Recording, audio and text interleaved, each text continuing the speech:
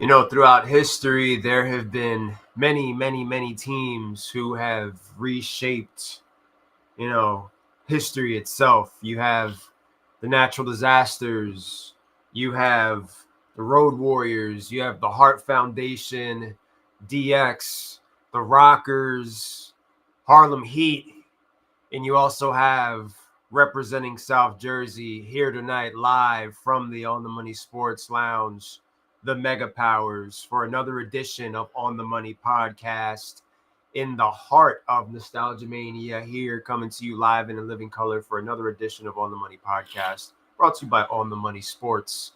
I am, of course, your current On the Money Sports champion, your Elite 8 champion, and next to me, sitting beside me, the commissioner of both those leagues, my best friend, best tag team partner in the world, none other than Oscar O'Money Muniz. Cue the runner-up for one of those championships.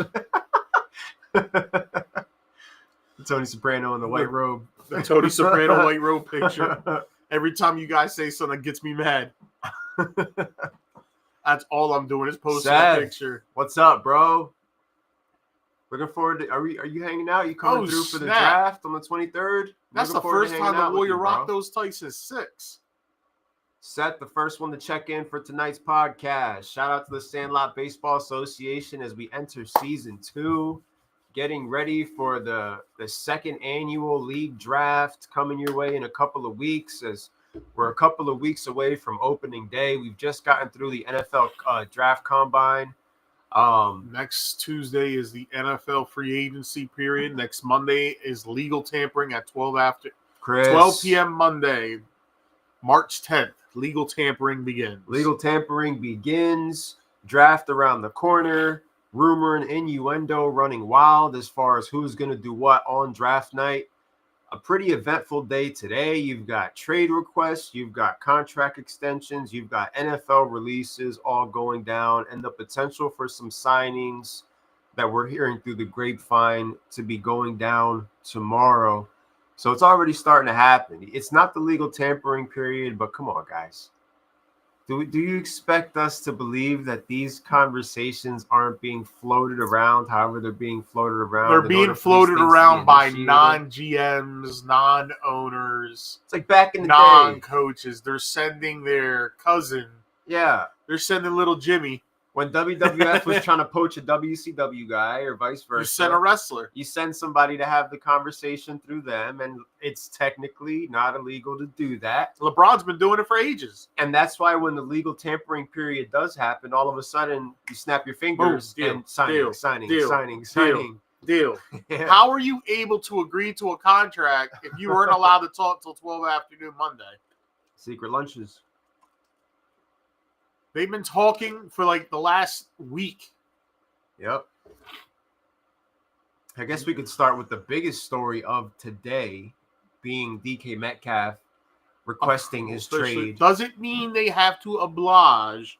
It just means the player himself says, I want out.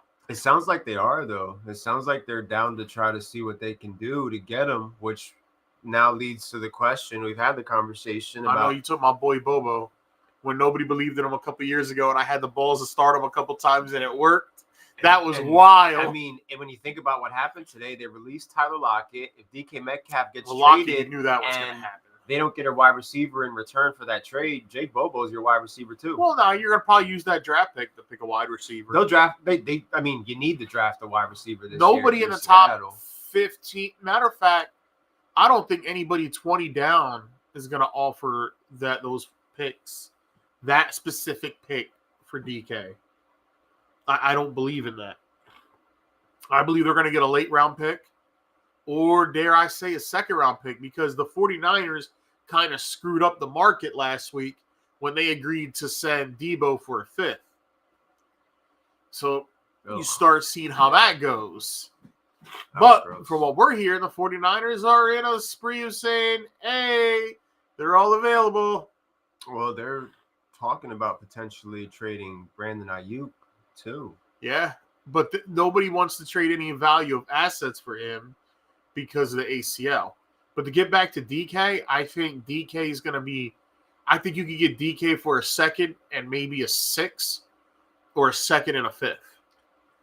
My sleeper app tells me that Rumor and Innuendo has the Packers have an offer on the table for DK Metcalf. The Packers are one of the teams in on DK. So are the Raiders. So are the Chargers. And there's a couple of other teams that are being floated around. We can think about which teams make sense. Pittsburgh Steelers have placed the call. You can throw the Patriots just let in all there. Steeler fans know. You can throw the Patriots in there. And I think Patriots would be a great situation. You know what I mean? Like they've slowly become like I keep hearing they want AJ Brown.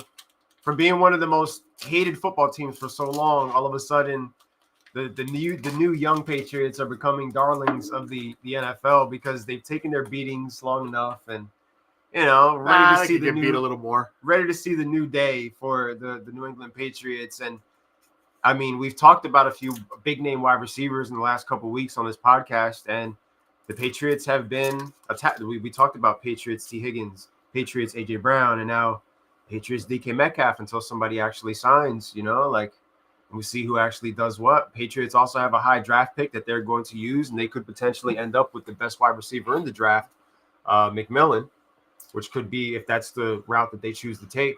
Or Travis Hunter. Do you convert Travis Hunter to a wide receiver? If he decides that's what he wants to do, it's super murky, man. We're talking about it today in our group chat, talking with Mikey, and for him and I, both of our teams being high up on the draft board, it's like we kind of just have this anxiety of wanting the draft to be done. I remember for a couple years, I was saying, man, I'm so tired of drafting 19th and 20th. And now here I am at the top of the draft, and it's like, oh, this is really about to happen. And now that we're here today and we're another week closer to the draft, I'm here on the podcast ready to say that I am ready for this team to just draft Cam Ward and move on. Just draft Cam Ward and move on and stop with all the other scenarios of maybe this, maybe that.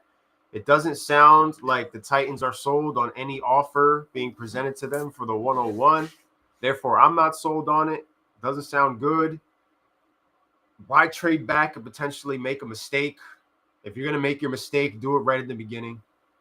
And just take Cam Ward 101 off the board. Get yourselves the hell out of the first round. And just brace yourself for the rest of the draft, because there is more to the draft than the first round. It's just this first round is so all-worldly important for so many of our football teams in a year where we have so many question marks about the players that are going to get drafted. That's a good way to put it. It's a very good way to put it. It means so much to us, and you really don't know, what the hell, But you're taking that, you go into the free agency pool, and guess what? Same risk. There's nothing for sure. I know anyway. We now know Sam Darnold did not get the tag yesterday at the deadline, as I predicted. I, predicted earlier this offseason that Daniel Jones most likely would be the starting quarterback of the Vikings. But the longer that this Justin Fields, Russell Wilson thing continues, I worry that Daniel Jones is going to be a Pittsburgh Steelers starting quarterback next year. Oof. However, the Vikings helped me out by not tagging Darnold. And yeah, there's talks that Darnold still wants to get something done, and so do the Vikings, but how much? When he's going to hit the open market and there's teams out there that are going to try to convince Darnold to join them, the Raiders, the Titans are looking at him for what I read. Short-term bridge, though. Yeah, not long-term. So you it's got on the if he Titans, wants you got the Raiders, maybe even a reunion with the Jets. There's places for him to go. I was reading up on the information today, from Tennessee, and it's looking as though it's not going to go down simply because we're looking at him as a 1 to 2 year bridge type quarterback, and he might be looking for that 3 to 4 year deal, which means that you can throw the $30 million per year out the window. He's looking to try to get that 40, and it's a matter of which football teams in the mix are going to be willing to pay him that $40 million. It's not looking like it's going to be us. That right there leads me to believe that we're going to be more comfortable taking our risk in the draft with the 101 overall, going for Cam, living with the results, having the competition between Ward and Levis. But that doesn't answer the question of who is going to actually pay Sam, because Sam is going to get paid. He's going to make his money. There's going to be a team that's going to be willing to give him the 3 to 4 year deal that he wants. Will it be Minnesota? Will it be the New York Football Jets? Will it be the Las Vegas Raiders, who I'm seeing today, Max Crosby coming out making statements about, he's saying Aaron Rodgers is probably going to have a great year, and he hopes that it's with Las Vegas. People throw these things out there for a reason. You know, how much of it is true, we don't know. It's a lot of speculation this time of year with a lot of the things that we hear because of the combination of legal tampering, free agency, the draft around the corner. What you can't get in the draft, you supplement through free agency and vice versa. A lot of us need quarterbacks, man, and there's only so many to go around. We know of 2 for sure that are top quarterbacks in the draft, a couple of sleepers, and a couple of old heads in free agency. And after that, teams are still going to have needs. So, I mean, as far as today, it's looking like the Raiders are the favorites for Rodgers, but in a couple of days, that information can change based on the new information that's on a flip of around. a dime. Yeah. It's very inconsistent time of year with some of the reports that we're seeing. We know right now that the wide receiver market is definitely taking a major hit, partly because of, you know, what you mentioned of teams not wanting to take the risk. So DK Metcalf's asking price might not be what you initially think it could be. A team could make out well getting a DK Metcalf for a bargain. A player that's still, you know, 27 years old, great condition, can contribute a lot to the team. Keep seeing reports that Sanders' stock is dropping rapidly. There's been a lot of reports like that. I'm hearing with him, it's an interview that he gave. With a lot of other players, it's the NFL Combine.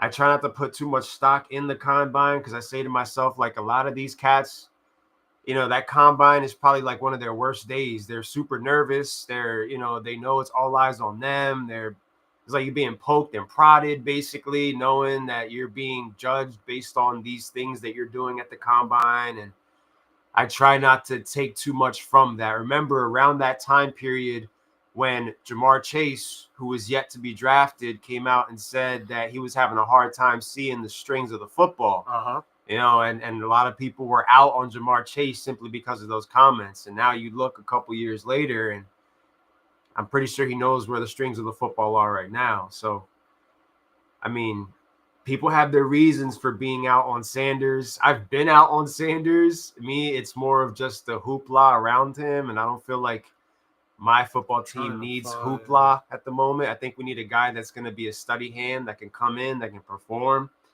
And I believe that Cam Ward has that potential in him. Now, of course, you got to beat out Will Levis for the starting job, and you make me feel a lot better about the pick overall. If he can't beat out Will Levis, then good Lord, what have we done, you know? But just do it. Get yourself out of the first round and get ready to draft the rest of the way. Get ready to hit on these picks. New GM in position. Do your job, man. Like, make sure you're doing your due diligence. Last year, we took the approach of spending money. We spent $228 million and got 3 wins out of it. So this year, look to develop players. You know what I mean? Hit on your picks, because spending money. Here's a guy that's going to be available. It's a good player. It's a safety. Talano Hufanga out of the 49ers. A lot of their guys are going to be. That's a guy who's going to get paid, and he can do some things. The Cowboys have now freed up $56 million in cap space with contracts of Dak Prescott and CeeDee Lamb. Dak Prescott restructured today. Matter of fact, earlier today in the morning, he restructured his deal. Zach Bond also signed a 3-year extension with $34 million guaranteed. 51 million, 3-year 30 deal. of it is his no matter what. You know, most of it is guaranteed money. Great deal for him. Great How deal about for Crosby's them. extension? Crosby gets an extension from the Las Vegas Raiders. That could be a move from the Raiders have been in the mix, in the conversation for everybody. So eventually they're going to do something. They're going to finalize a deal with somebody, and locking in their primary defender in Max Crosby is the first step towards the long-term plan to make yourself competitive again, to make yourself potentially a wild card next season. They're also in the mix for Abdul Carter. They're in the mix for Ashton Genty. They're in the mix for Darnold. They're in the mix for Rodgers. Like we don't know, man. They're in the mix for Tech McMillan. I saw a couple mock drafts where they have McMillan going to them. I just saw right now. And according to Jason LaCanfora, the 49ers have begun negotiations with quarterback Brock Purdy, and the initial offer is $45 million per year. And Alex Kappa signs a 2-year deal with the Raiders. That's an upgrade on their offensive line. Offensive line upgrade, 2-year deal, $11 million contract. So look at the Raiders. You know what I mean? Trying to boost up the trenches. You have the Chicago Bears making moves today. Where's this trade at? Is it in here? Oh, I have the picture of it, as a matter of fact.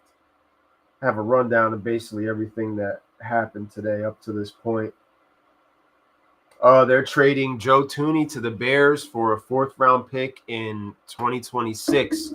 So you're going to, believe it or not, the Bears are already a good offensive line. They just got a little bit better with this move. I believe the Chicago Bears were prorated 8th overall. It's just a matter of Caleb Williams not staying in the pocket. His game is to leave the pocket and try to just go willy-nilly. So that's one of those things where it's not so much an offensive line thing. It's more of a quarterback thing. And also the fact that he holds on to the ball too damn long. You got to let go of that football, bro. You can't be getting sacked. He's got sacked more than anybody. It doesn't make sense. You think about it. 8th graded overall offensive line, most sacks in the NFL. It's the fact that you're holding on to the football way too long. Offensive line just got better. So you have to get better with your decision-making and getting that football out of your hands quicker. Otherwise, it's the same song and dance. The offensive line is only going to do so much for you. Here's a list from Ari Merov on Twitter of all the free agent wide receivers as of this moment right now. Devontae Adams, Stephon Diggs, Keenan Allen, Chris Godwin, Amari Cooper, Brandon Cooks, Marquise Brown, Darius Slayton, DeAndre Hopkins, Elijah Moore, Deontay Johnson, Diami Brown, Juju Smith-Schuster, Josh Palmer, Mike Williams, Nick Westbrook-Akeem, Van Jefferson, Robert Woods, Demarcus Robinson, Tyler Boyd, Tutu Atwell, Noah Brown, KJ Osborne, DJ Shark, MVS, Nelson Aguilar, and Tim Patrick. Yeah. A lot of filler. Yeah, because a lot of these guys, only one I would offer money to is Godwin, but I need to see if that ankle's going to be okay. Scary. If the doctor tells me that ankle's good and it's not going to hinder him, I'd offer him a contract. Scary year to commit to players, man. Scary year to commit to certain players, for sure. Yeah, Christian Kirk got the axe today, so yeah. Cowboys not prioritizing a RB in the 1st round. Yeah, I saw that report earlier. I was annoyed by it. As someone who's getting ready to draft Ashton Genty to my dynasty team, I want him to go to a good situation. The Cowboys are a good situation for him. So them coming out and saying that is just one of those things where it's like, did Jerry say it? Is this how you guys really feel? Should I just ignore that you said this and we'll see what happens on draft night?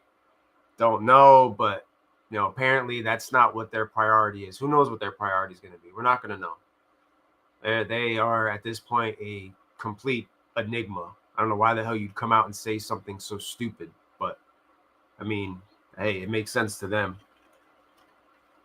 1 week to go to the new NFL year. Yep. Where everything begins again. Rumors can slow down and it actually can. Yeah, because what's going to happen is once we see some of these free agency signings, maybe the draft board gets a little bit more clear for us going into April 24th and the 25th, that first Thursday of the draft. Maybe we say to ourselves, okay, veteran quarterback goes over here. Now they're going to look for pieces to, surround that veteran quarterback. And it's just, it's hard this time of year, man. It's hard. And especially days like this where you have guys like DK Metcalf coming out and putting in requests for trades and throwing a loop in the process for a lot of teams, where all of a sudden somebody who you didn't think at one point in time was available, potentially makes himself available, especially if you have an organization that's willing to honor the trade request, right? Yeah. Like, it's like, all right, let's see what we can get for him. Like, let's see what's out there on the open market. Now, the market is not as kind to wide receivers now as it was 2 to 3 years ago when everybody was like getting paid and it was screw the running backs. All the superstars are going to get paid that kind of money. Things have shifted in the favor of the running back, though, and now it's like the wide receivers are trying to go out there and get their buck. That's what I wanted to check while I was looking at this before I started anything. Power and Glory making their way to the ring area. Yeah, of course, you know, we got the watch along going on in the background. Nostalgia Mania, as we present to you on the Money Podcast. We're getting ourselves ready for the watch alongs that we'll be putting together for the nostalgic multiverse. You know, finally feel like we got the right page for our Nostalgia Mania. We're going to send everybody invites for it. We appreciate everybody who's been dropping videos in there. It's been awesome. It's what I wanted the Nostalgia page to be all along, and now to be able to finally do it, it's pretty dope. You got a lot of people dropping old school games, so it's just a lot of fun to just, you know, something a little to offer that's a little bit different than the weekly sports. 3, 2, 1 thing they're trying to portray with The Rock. Put up 3 last year, 2 this year. What's the 1? Yeah, there's a lot of theories to the, he puts up the 3 for Cena. He put up the 2 this last time around, and then it's going to be the 1. I mean, the 1 could end up being Roman. Don't know, though. There's a lot of it was just so weird how he did it, too. He went like over his face. You're supposed to go like that, bro. I think he does a little bit of drinking before he gets out there. Oh, that Terramana. Terramana be flowing. When he came out to NXT and he was just rambling. Yeah. I think The Rock be hitting that Terramana. Remember, he even said, hard. He goes, The Rock's just been rambling for 5 minutes and doesn't even know what he's saying. Yeah, that's a shoot. that's a complete shoot. I was trying to see the Barkley numbers. We seen it was a $41.5 million deal. Highest paid running back ever. Highest paid running back ever. Who is the last? Who's the third man? I mean, there's somebody that's probably going to join the ranks, but do you think they bring somebody else in? And is it like will it be like a new blood type of thing where it's like this is our Randy Orton, or is it a more of another old head that joins the ranks? Another heel turn by Seth Rollins. That's so predictable, though. Rollins doesn't need to join up. He already sold his soul, right? Yeah, he did. That happened already. When he smashed Roman in the back with that chair. It would have been Dean a bad Ambrose idea. looked at him and went, it would have been a bad idea to make it him because, like, he'd been there and done that already. You wouldn't have had the same effect. It would have been, and they would have got shit on, and Triple H would have got shit on. There's no creativity. Listen, nothing beats when this man said, both of you bald frauds. I see Tyler Lockett being. I don't think he's done. I see him. I think Lockett got a little something left in him. Going to Kansas City actually makes a lot of sense. They love old wide receivers. He would fit real well in there. Philly sucked today. Yeah, they were getting roped. They were getting roped while Rob Thompson was getting interviewed. 3 pitches in a row for home runs, a grand slam, and then a solo shot and another solo shot. Who is this off of? Not weird. I don't know. Was it Chris Sanchez? Might have been Chris Sanchez. Not totally sure. Phillies in August form already. Getting roped. Now, it is spring training, but it's one of those things where it's like, damn, it's good to just try to, work the kinks out and get things figured out. Opening day for most of us, March 27th. Opening day for the Dodgers and Padres going down on March 18th out in Japan. So, most of us are just going to have to wait a little bit longer to see our teams play some baseball. Nonetheless, Tyler Lockett, I see him getting picked up. The demand for wide receivers is still high. A lot of players getting dropped. 48-hour home run derby. Yeah. They allowed like 20 plus runs in the last 2 spring training games they've had. Right. They got hogtied and slapped around like a useless sack of shit. Yeah, Rob Thompson just staying quiet. Tyler Lockett to the Chiefs makes a lot of sense. It's a Chiefs type of move. Because they're not going to have money like that it's either. What they do. Yeah. Like, you traded Thuney. Like, was he that bad? Like, Juju you put Joe Thuney. That whole Joe Thuney deal was weird because he's a great guard, and then you kick him out to tackle because you suck at tackle. So he gets the scapegoat for it when he's sacrificed for the team. When he could have said, "Nah, I'm better at guard. I'm staying at guard." Look at their history: Juju Smith-Schuster. You got Hollywood Brown, DeAndre Hopkins. Tyler Lockett would just be one of the many names of a wide receiver that's past their prime, but can still contribute to an offense. Can actually be. He can. I mean, he has had a couple down years, but I think you put him in that Chiefs system, and he doesn't even have to be half of what he was. He just has to be healthy and get a couple good games out of him a year. Oh, so over the cap already adjusted with that move. They already adjusted the Chiefs. The Chiefs are still imagine look 3 home runs, $3 million over the cap. Yeah, Thompson isn't going to do that. He was hooting and hollering on Father's Day for some reason and got himself ejected, but usually Thompson's just going to stare while it's happening. It's funny to think he was getting interviewed while it happened and he wasn't saying a word. He's just looking up like he saw a plane go over his head. Look at the Cowboys with those moves they did. They got the $54 million in cap space. But you heard what Jerry said. We're not going to be aggressive in free agency. He believes he has the players already, and what he needs to fill in, he'll fill in at the draft. Incoming 6-11 season. They need to draft a wide receiver too. They're a team like that we keep saying Ashton in the first round. It might be one of these receivers in the first round. They need a wide receiver. Their wide receiver too is Brandon Cooks. There's enough running backs that you can get a good solid one in the second round. They'll be there. You got to think of all the good defensive players that are coming into the draft this year. The corners that are going to go in the first round. The trenches, defensive linemen that are going to go in the first round. And all those other players are going to drop. Second round, you're going to get yourself – I think it's going to be the second round is going to be a great money round for the running backs that get acquired in that particular round. Everybody who was patient enough to get through round 1, and it's your turn up to bat in round 2, and you're still going to have some of those – guys, maybe Travion Henderson. Here's an guys interesting like that. Name that could be coming on the market. RJ. John Cena, the GOAT. Geno Smith, what if he gets cut or traded? $31 million in cap savings for the Seahawks. So they just all out clean It would only house? be a $13 million. It would only be a $13 million dead money hit, but they would save $31 million towards this year's cap. Even though this year they've got $32 million in cap space. RJ checking in.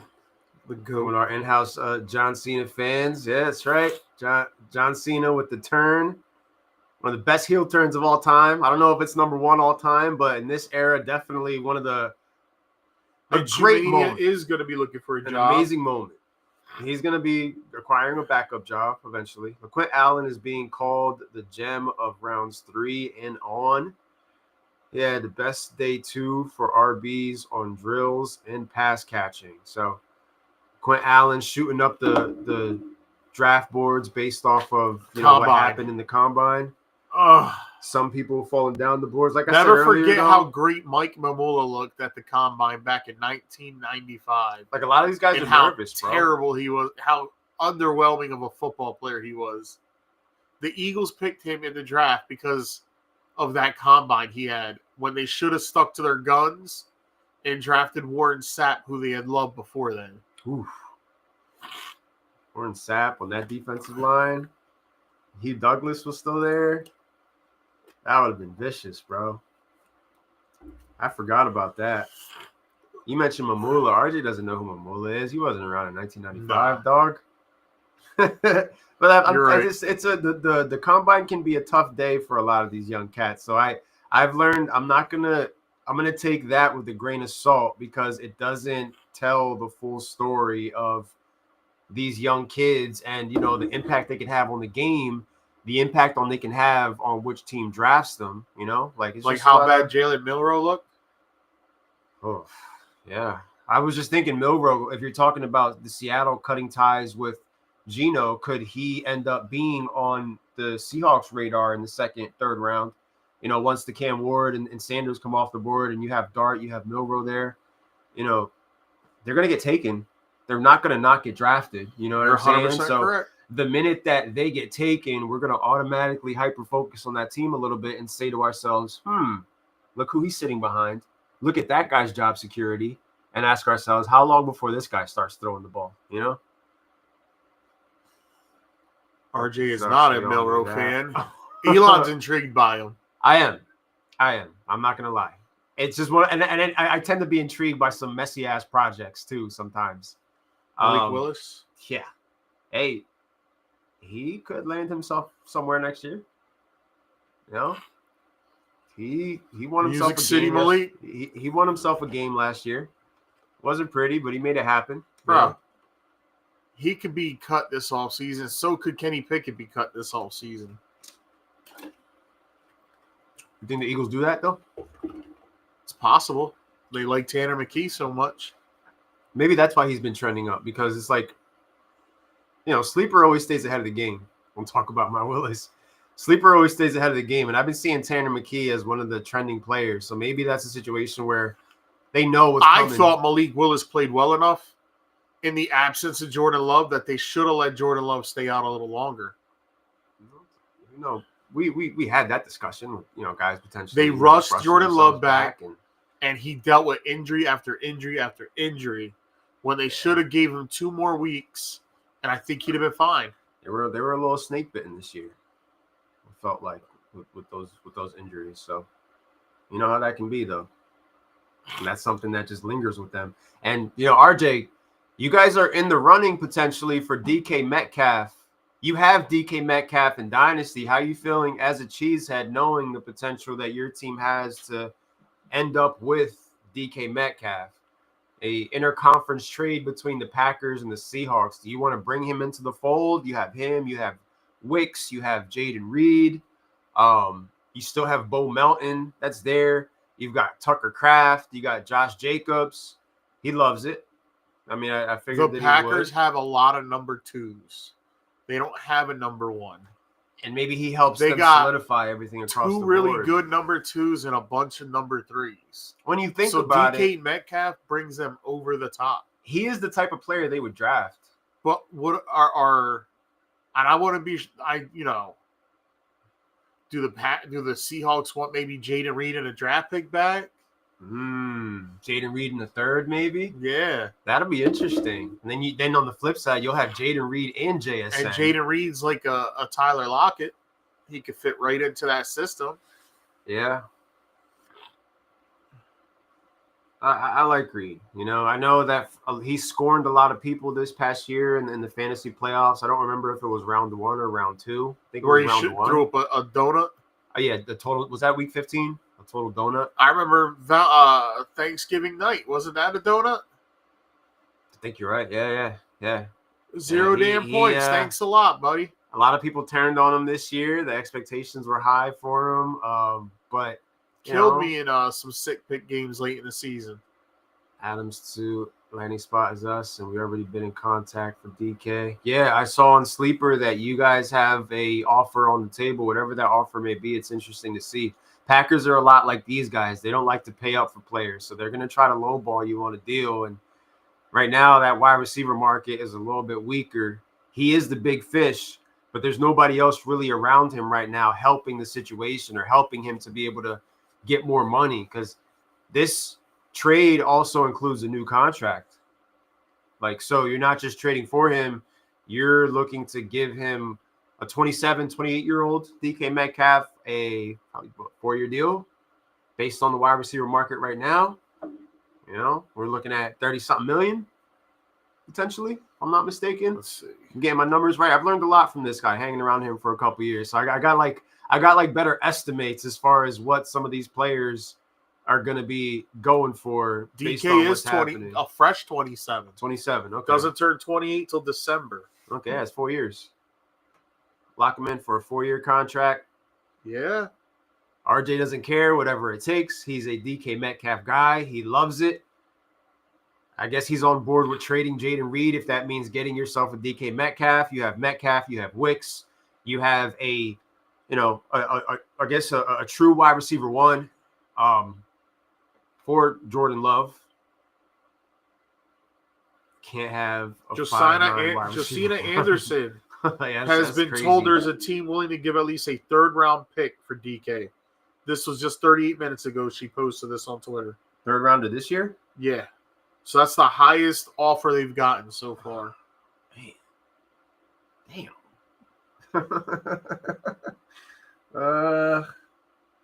Well, got to start somewhere, right? It's like when they were bidding for Phyllis for a hug from Phyllis.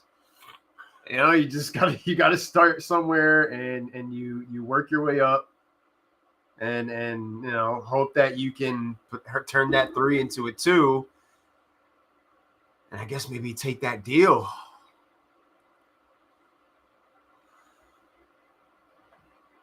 RJ said to repeat that, what you just said.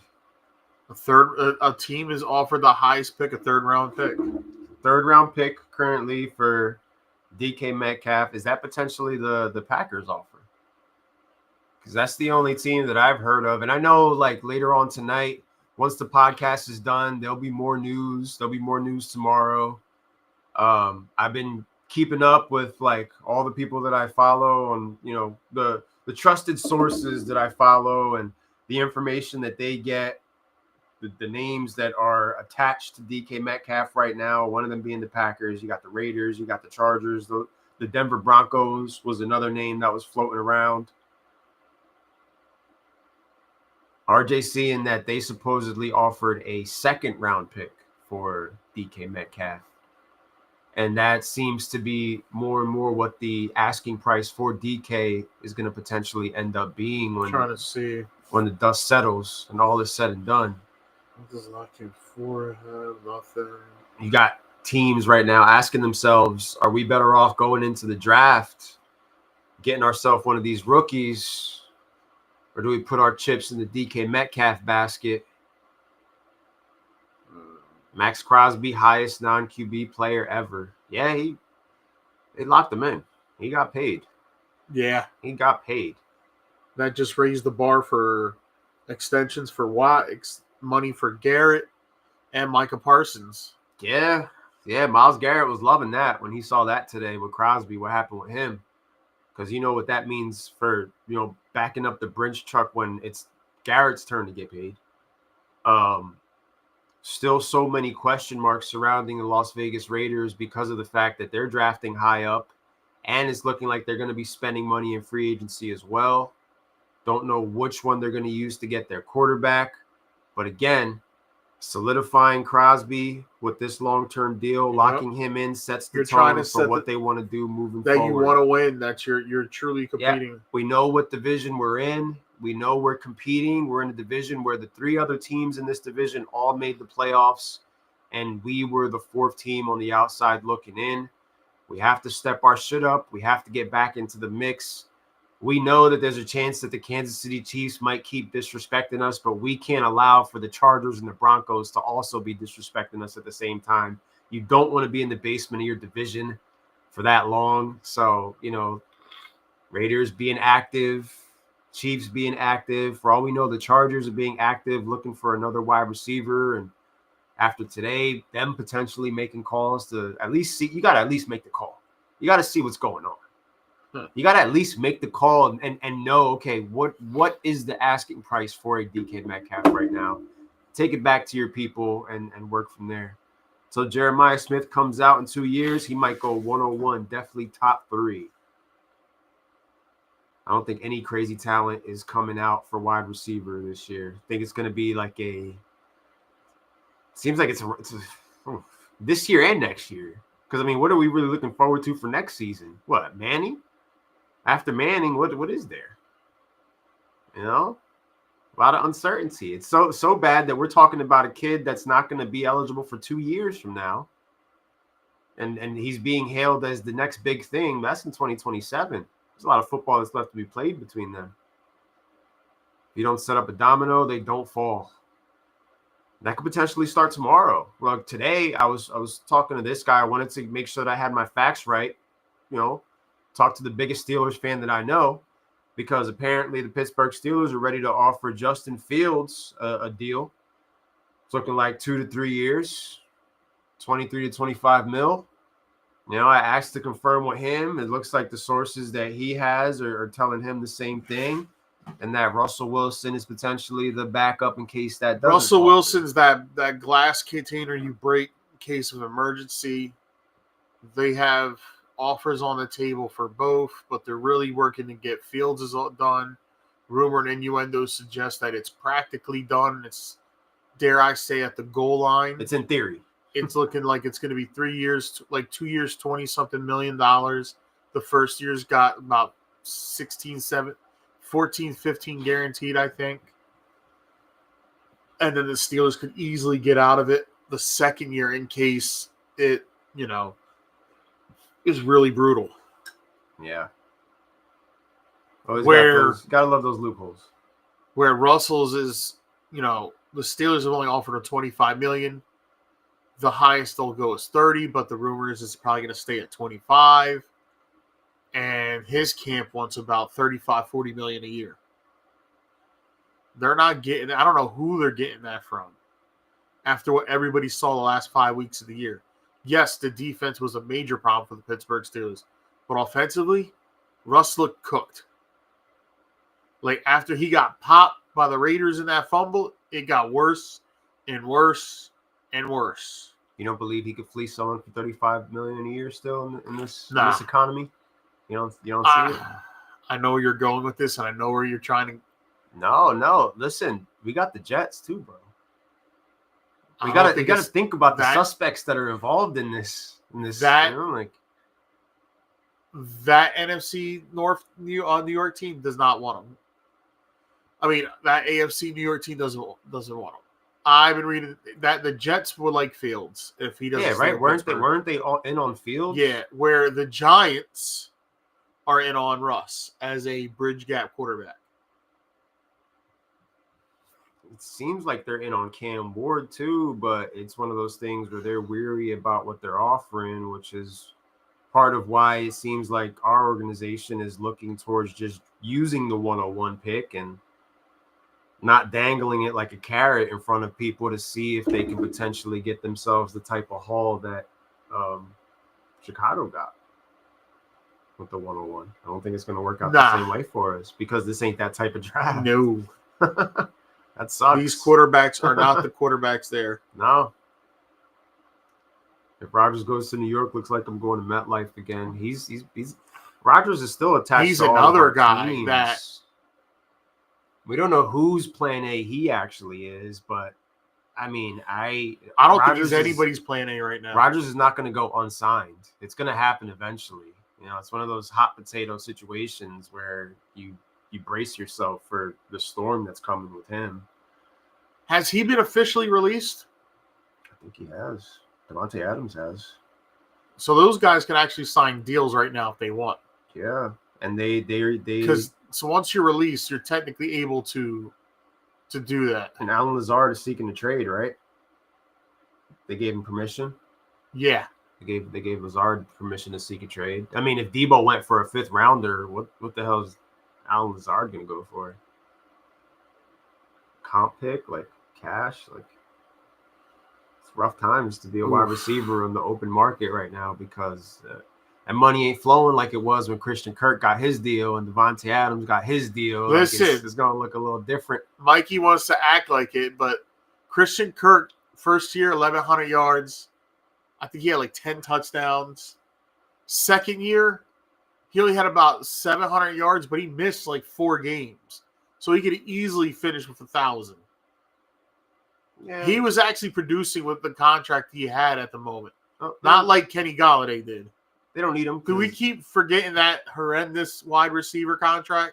Jaguars got Brian Thomas now, so they don't care about anybody else. They don't. I would have tried to keep him. I would have tried to keep him on cut him and then try to work out a better deal. Well, yeah, because 2 years ago you used Calvin Ridley. Because now who's on the other side of? You have what? Do they still have Gabe Davis under contract? Oh yeah. You have Gabe Davis. Maybe they go and get themselves like a Tyler Boyd. What does Gabe do? He's done with us. Nothing. Oh, okay. Just as much as Kirk to this point. But none of them do Kirk anything. broke his collarbone. Like, remember, he was gone from November, like the end of October, November. Anyone not named Brian Thomas and Brenton Strange for a couple of weeks was useless as far as the wide receiving core, tight ends. Like, none of them did anything. Tank Bixby took Etienne's job for 2 months, and then Etienne took it back from him. You know, a lot of flip-flopping going on out there. Snip, snap, snip, snap, snip, snap. One of the things that I feel like they have figured out is the fact that they have potentially their Malik Neighbors and Brian Thomas, a great pick, a great rookie season. He's going in as their wide receiver 1, and they don't need to be paying a Christian Kirk the amount of money they were paying him anymore. You know, eat the money, move on, and you know, hey, maybe you can hit on another draft pick and wide receiver this year. But like you, I feel as though you could have just kept them because it's not like your wide receiver core is deep. Yeah. You know, God forbid anything happens to, you know, your second year player, Brian Thomas, or you overwork him, which it could happen. And after that, you can hang it up because there's nothing hard to figure out about that offense and who's going to be able to stretch the field. Well, we'll see. Duval. They got a lot going on right now. Chris is saying he feels like Rodgers to the Giants or the Raiders. I feel like those would be like my 2 favorites as of today. Now, ask me again next week based on the amount of information that we get and what we know compared to this week. My answer might change. But as of right now, Chris, I feel like I'm with you. The Raiders, it's the New York Football Giants. You know, let's say the Giants just stay where they're at 103 or they trade back. Either scenario, they could sign an Aaron Rodgers. You acquire a couple of picks if you trade back from the 103. You keep yourself in the, you know, top 15 of the draft. You know, get yourself, you know, who knows, left tackle. I don't know. But you also have the whole, here's what you're inheriting. You're bringing up this guy. Is he going to go on the Pat McAfee show still? Is he going to, you know, like it's Aaron Rodgers and it's all of his baggage that you will also get with it. You know, like it's not just him. It's him and, you know, plus, you know. I get it. And for them right now, when you think about job security across the board, you think he's going to be the one to save your job? He costs people more jobs than he saves at the end of the day. So, you know, we had the conversation with Mike earlier for a little bit. Is Dayball's job security more safer than Joe Shane's? What's he thinking about this whole situation? Like, yeah, that's another one. What would you say are the? It's like Alex said. The problem is they're not thinking about the future. They're thinking about saving their jobs. So that's why they're probably going to put them back another year. That's a game changer, bro. That's a game changer. You're buying time. You're kicking the can down the road. You're robbing from Peter to pay Paul. And it all leads to the same inevitable fate. Pack your shit. You're done here. Like, you are done here. You know, new GM. It's gonna, you know, like it's brutal, bro. It's brutal. I'm at that point where I wouldn't wish Aaron Rodgers on anybody right now. And I don't know. I don't know if I can be convinced otherwise at this point in time. There's just a lot with him, and for a team that's been through so much as they have at this point in time, bringing him into the fold is just, ugh. It's no good, man. It's no good. You know, as my boy said at the Royal Rumble presser at the scrum, it's what's best for business. You know. I could see the Giants signing Aaron Rodgers. I feel you. Baggage. We know the Raiders aren't afraid of baggage. We know the Raiders are not afraid of any toxicity Adams doing a reunion. Bro. But Phil Brady wouldn't care. Carroll's a rebel anyways. I forgot Pete Carroll's out there right now. That's right. Yeah, Pete Carroll might just say, "F it, I'll do it." They might rock it out and just get the old cavalry together and see what they can put together. That 2002 Raiders team was full of a bunch of old time veterans who had a little bit left in the tank and got to the Super Bowl. And also, you can't necessarily rule out the potential for the Raiders to not only sign a free agent quarterback but also draft a rookie.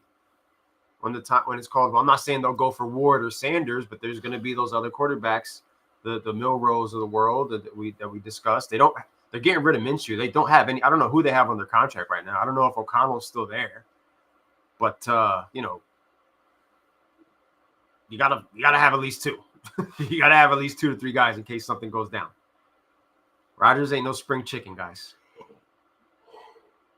You're right about that. Rodgers the player I'm not mad at, but Rodgers the person screams hell no to me. Yeah, and lately, Rodgers the person has been overshadowing Rodgers the player the last couple of years because he hasn't been. He actually had a decent year, too. He had 28 and 10, was it? Yeah. 28 touchdowns, 10 interceptions. Like, he had better touchdown numbers and interception numbers than Pat Mahomes. It's crazy. The That's Jets' crazy as defense hell. was terrible in the second half of the year. Like, they were giving up late leads every week. Like, there was a couple times Rodgers had the lead going into, like, the 2-minute drill of a fourth quarter, and the Jets would just give up the touchdown to lose it. It was all around bad. And when you paint the picture for them, they just lose Aaron Rodgers. They released Devontae Adams. This reunion of Green Bay did not work out there. They're the ones who they want Justin Fields. They may not end up with Justin Fields. So, like Chris mentioned, you got to set up the dominoes in order for them to fall. You guys end up declaring that you're in on Justin Fields tomorrow. If that news comes through tomorrow on NFL Network, don't rule out the possibility of the New York Jets, who are a lot like the Raiders in these instances, going out there and saying to themselves, we got to lock somebody in right now. Do you think that they swallow their pride and give Sammy D a call? Can you imagine that? Can you imagine, and what would he think of that? Like, imagine his feelings towards that situation. Oh. Going back into that environment. It's like I'm watching Ghost out there. But then it's like, what if they're the ones that are going to pay him the most money? That's turmoil, bro. Like that's tough. That's a tough situation. That's the organization that, potentially ruined him. We thought. To see something. He ends up in San Francisco eventually, the place that he credits for helping him to just get that boost and kind of find himself. He goes and has a 14-3 season. We all know about the choke job, and we know about that already. Losing out on the 1 seed, losing in the playoffs. Nonetheless, Sam Darnold led the Vikings to a 14-3 season. And in this market, in this day, that is enough for a quarterback to get paid as a starter, which he's going to get paid. The question is, are the New York Jets going to be that team to drop the money bag down and say, oh, they're offering you 33, we'll give you 40. Ooh. We'll give you the 40 if that's what you want to do. Think if they got one, it's Connell, but don't know. Yeah, I feel like he might still be on the contract, but I'm not sure. Minshew kicked and Riddler hitting restricted free agency. And reports say Raiders say no to him coming back. Yeah, Ritter did absolutely nothing. Ritter did absolutely nothing for him. It's probably just O'Connell, whoever they sign, and potentially if they are all in on drafting one of these rookies. It will be interesting if they're the ones who draft Abdul Carter, though. You pair up Abdul Carter, the Raiders, with pair up Carter with Crosby. That would be a sick little combination in the trenches, We'll see, man. It's a great time of year when we have all these questions and you have so many wild cards like the Tennessee Titans, the New York Jets, the Las Vegas Raiders, the New York Giants, all in on some of the same positions and all at the top of the draft board. We're going to find out who everybody's number one option is soon enough. Jackson Dart. We're going to find out who everybody's number one option is. Jackson Dart. I think that after next week, we'll come onto this podcast and some signings will be finalized. Well, a lot are going to be finalized because it's going to happen that fast. Tuesday, things are going to go down, and they're going to go down abundantly quickly. And then you're going to have that team, that guy that agrees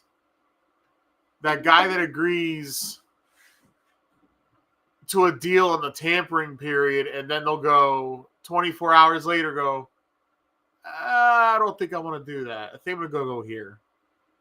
We've had that happen a couple of times. Yeah. I think there's potential for some of these QBs to get paid. There's potential for Fields to get paid. Chris is saying he sees the Raiders signing Darnold long term. I don't know if the Jets do that. Jets were talking about rocking out with Tyrod for a year. I remember that too. That was like a week and a half ago. They were talking about potentially just letting Tyrod Taylor get the start and not even putting themselves in the mix. Like Harrison Smith a few years ago, Anthony Barr a few years ago. It's happened where people have agreed to deals and then last minute, nah, I think I'm going to stay. Yeah. And we are some wishy-washy teams right now. We can't be trusted. You can't trust our organizations right now with what we say we're going to do and what we actually do. So we're not going to know. We're getting closer and closer to that deadline. Yeah. Folks, it's Wednesday night. Tomorrow when we wake up, it's Thursday. Yeah. I mean, how many more? You're 4 days away from tampering period. How many more players potentially request trades? We know about last week, Harold Landry requesting a trade from Tennessee. Nothing has really come out of that just yet. Today, DK Metcalf, Debo requested. He got his pretty fast. Think about it.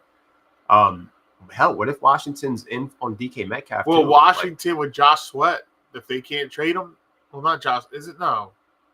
Josh Sweat's the Eagles guy. Josh Allen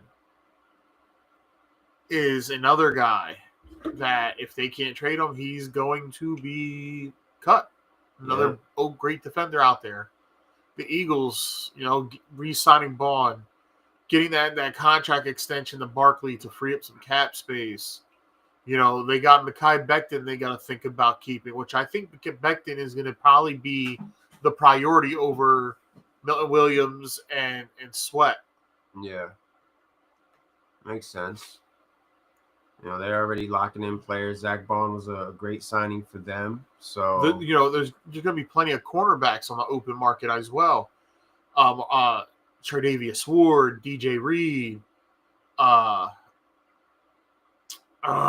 Raiders guy, Hobbs, I believe it is. The one from the Browns. What's his name? He's going to be available. I forget his name. He's like at the lowest he is their cornerback too. Like, I know who you're talking about. He's a free agent. Yeah. You got Nick Chubb, who's a free agent. Does Nick Chubb have a little bit something that maybe you could pair him with a young running back and they could do some damage? He could be your Jerome Bettis. Dude. Bring him inside the 20-yard line. Bring him into the fourth quarter to close games out. Yeah, I mean, a lot of these rookie running backs that are coming in, they're going to be part of timeshares, whether they like it or not. Not everybody's going to a place where they're going to be the lead back. Denver Broncos are looking at Chubb. It's not a bad spot to go to. No. Because they use all their running backs. Yeah. Darius Cook-Slay wants to play for Mike Tomlin. Well, I don't want Darius Cook-Slay to play for Mike Tomlin. He's going to get picked up eventually. The Pittsburgh Steelers are going to have $60 million to play with. Go sign good players, not freaking bargains. Because honestly, it's against the rules of the NFL if they don't start spending money. Because they can start getting penalized for not spending cash flow. Yeah. Every team, you have to spend a certain amount of cash flow. If not, you can start getting fined. So they're going to spend money, and they're probably going to sign Watt to an extension, which me personally, he's going to be 31 years old when he plays. I didn't like the way how everybody started chipping him and doubling him, and he had no answers for it. I did not like that. He didn't have any answers. He wasn't open to moving around until after the season, and his brother probably told him, like, well, maybe I should be more receptive to moving around. Yeah, genius. What do you think? Why didn't you think of that on the field? Me personally, I wouldn't give him a contract extension. I tell him, you play for me or you don't play at all. And then I tag him next year and I tag him a second year. Okay. By then, he's 33, 34, and he can decide what he wants to do. I'm of that mindset. I'm thinking long term. I'm not thinking short term. You don't have a team to win a championship. What you need is pieces to get to becoming a champion. Yeah. That's how I look at that. What pick are you guys this year? Number 21. I would trade that tomorrow for DK Metcalf.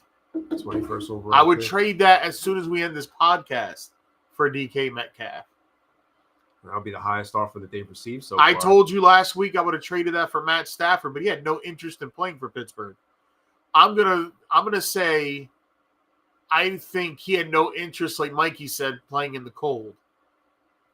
I think he used the Giants and he used the Raiders to get more money out of the Rams. And it worked perfectly. Yeah. Leverage because the offers Giants and the Raiders offered twice as much.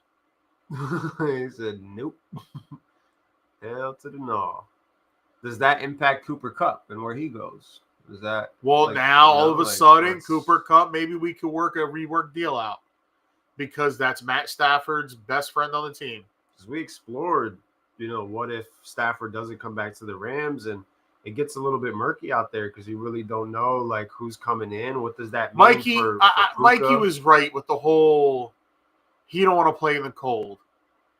But I thought maybe for a team like Pittsburgh that he's a quarterback. I think he's the quarterback. I'm not saying you win a Super Bowl with him, but I think you win a couple playoff games with him. Yeah. But he didn't want to play in the cold. Mikey was right on that. I will sit here and say Mikey was right. You end your playoff drought with a guy like Stafford. He definitely is the guy that can, he can get you more than what Russ can get you. Yeah. And he has more experience in those instances than a Justin Fields does. Chris read that they want to keep Cooper Kupp now, which, makes a little bit more sense now that we know that they've locked down Stafford. And, you saw them last year get into the playoffs. And you take a look around at the the NFC West. There's a lot of uncertainty and moving parts within that division. We don't know what the 49ers are going to be or look like next year. We don't know what Seattle's going to be or look like next year. And we never know what the Arizona Cardinals are going to be and look like. So after I sent you that picture, huh? These LA Rams right now, as presently constructed, even with Cooper Kupp being washed, if that's what he is, can still take that division. Especially when the other teams have so many, we know San Francisco right now has a lot of free agents. They're not going to be afford to keep everyone. They're moving players. They're looking at the Brock Purdy contract. And, I said it for a couple of weeks. This NFL draft, this 2025 draft means as much, if not more, to the San Francisco 49ers team than anybody, because nobody's losing as many free agents in one shot as they are, and a lot of them are core pieces. Like they're losing their trenches on both sides are being absolutely depleted. He was a pass away from going to they the were NFC the only Championship team game. that took it to the Eagles from beginning to end. Yeah, they gave him the best game out of anybody. Nobody else put the Eagles to the limit like they did. Rams played all four quarters.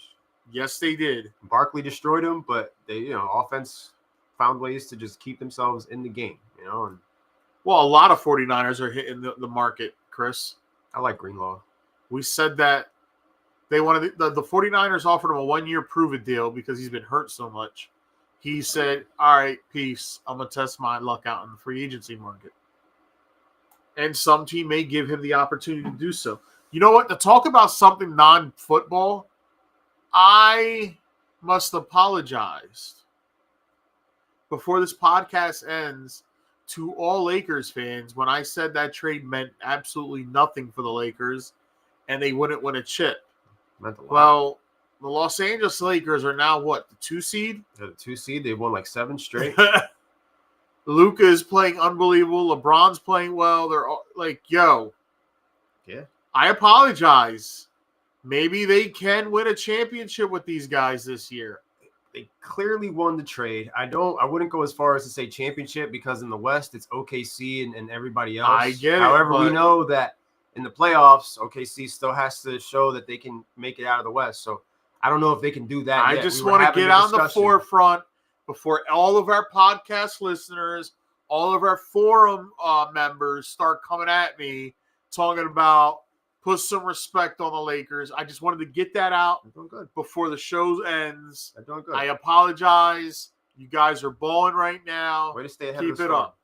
up. Way to stay ahead of the storm. Stay ahead of the headlines. Yeah, I'm going to make sure I get out there before I'm getting tagged in a bunch of crap. Well played. We learned. We've learned over the years. Yup. Yeah, what is it? It's just Dot like your I's and cross your T's. just like during the they say. NFL playoffs, who kept picking the Eagles no matter Yeah. what. Yeah, you did. Listen, I watched them beat the piss out of Pittsburgh, and I just said to myself, "Holy shit, this team's for real." Yeah. And then I watched them a couple weeks later, and I said, ugh. I watched that first playoff game, and I was like, uh-oh. And that's when I realized, like, yo, the Eagles are going to the Super Bowl. And I didn't say it verbally out loud to anybody. Yeah. Only person I said it to was my wife. I looked at Crystal. She looked at me and goes, what? I was like, I think the Eagles are winning the Super Bowl this year. And she looked at me and goes, well, Detroit hasn't played. They play next week. I was like, I said, Chris, I don't know. I don't think it hit me until I watched the Commanders beat Detroit. And I was like, oh, shit, wait a minute.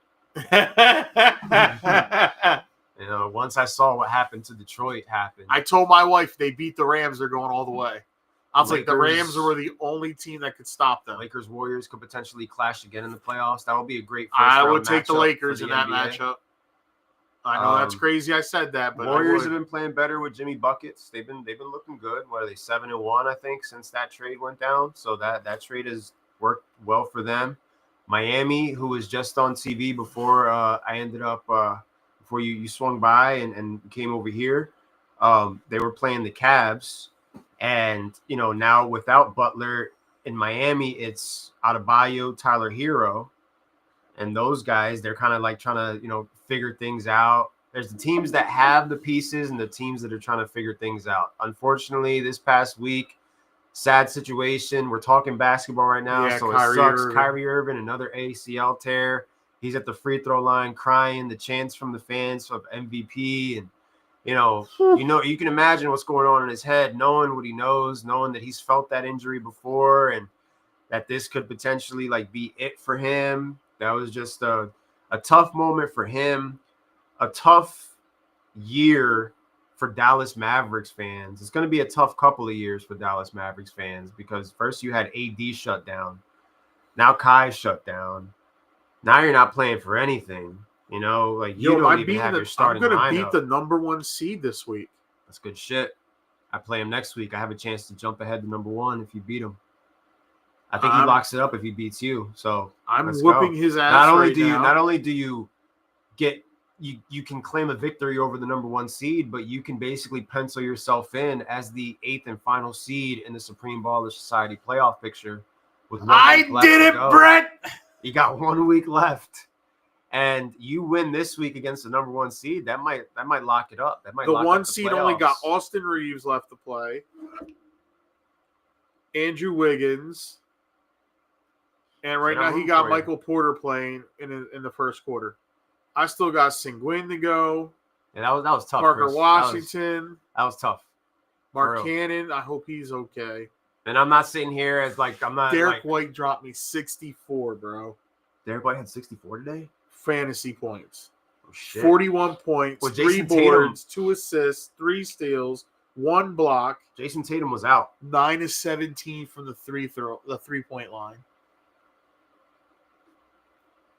Freaking wow. Thank you, Luka, for coming back because Luka is the reason why I'm going to get into the playoffs. Because since he came back, I have been winning. Came back and he's balling too. He's coming back. He's effective. He's offense flowing through him. LeBron playing off of Luka. Luka playing off of LeBron. It was nice being Mikey last week. He took down Mikey. Where's Mikey at right now? He's a 6 seed right now. Mikey is he's in the playoffs. He's locked in already.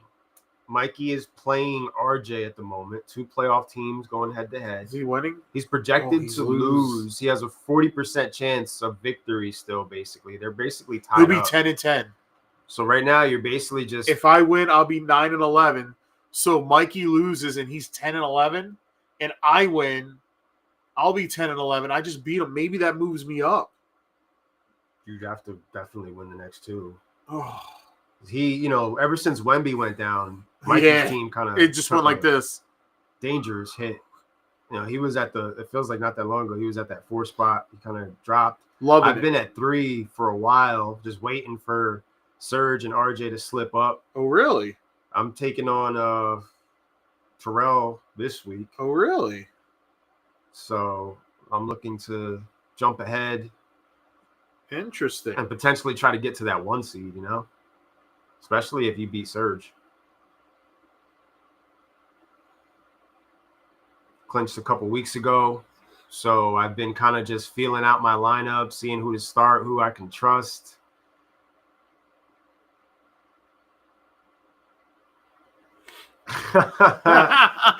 Yeah. Put it out there if anybody's interested in Dynasty, just to see what I can get, Oh, let's look at the deal of the day today, ladies and gentlemen.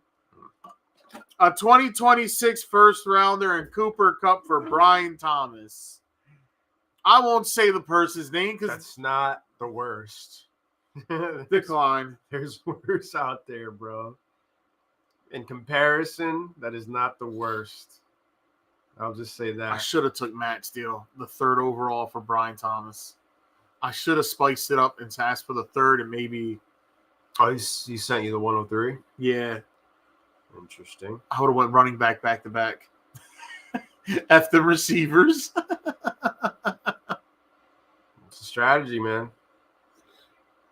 It is a strategy. Yeah, I'm looking at this score right now. So right now, the seeds and Supreme Ballers are currently Serge, RJ, myself, Terrell, Matt, Mikey, Rob, and O Money as the gatekeeper right now, holding it down. Why does Matt with a have record of 1, 8 2, and 3, 11? 4, 5, 6 quarterbacks on his roster? Chris already knows who that is. Because he went crazy going for quarterbacks. He dropped Bryce Young after giving me a first-round pick for him. He's going to be pissed off at me forever about that one. He sent the deal to begin with. Forgets that part completely. Yeah, Bryce Young, he's not even on your team. He's not even on. Who picked up Bryce Young? Matt dropped him after trading Yeah, me but who picked him up? RJ. Off waivers, like any other random. He was sitting in waivers and he just picked him up. Like nothing. Easy.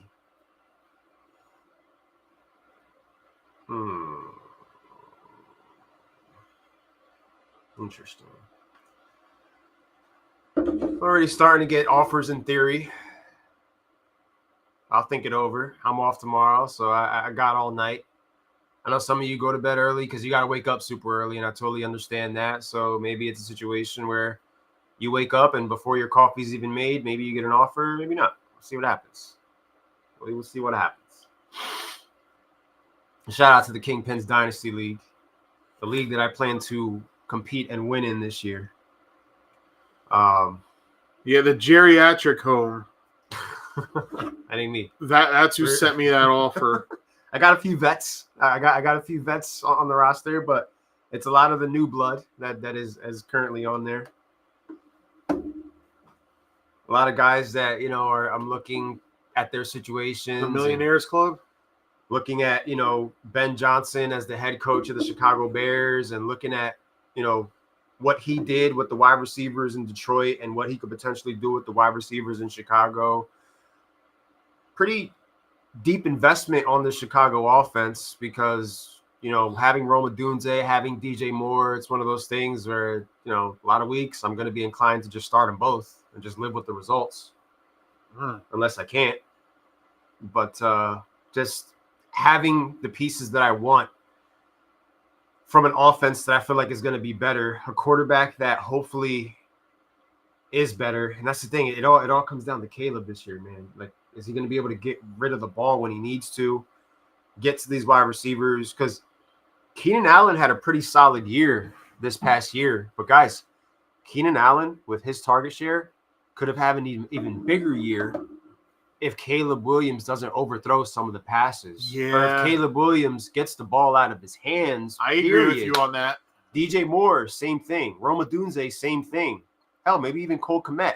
Like, the read is perfect. You're throwing it to the right person. Your wide receiver has that defender beat. Chicago's wide receivers were beating defenders It's just Caleb Williams was getting beat. Still can't believe Matt offered me Minshew as he got his walking papers. I thought we was boys, Matt. Matt's a dog. Matt's a dog for that one. Oof. He knew it was coming though.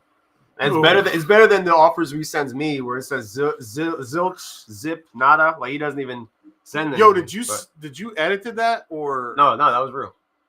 You can put that on there? That's what just shows up on there. I think. I don't know if he wrote that, but that's what I didn't know if he wrote that or that's just what it sends you when someone doesn't send you shit. But maybe Matt is creative enough to fill in the blanks, and maybe he wrote that shit himself. I get an offer like that at least once a week from that guy. Once negotiations go south between us, he counters me with an offer like that, and then it's just one of those things where we can't find any common grounds from that point forward.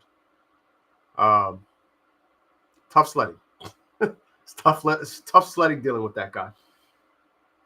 But nonetheless, 'tis the season. We are talking dynasty. We are talking dynasty trades.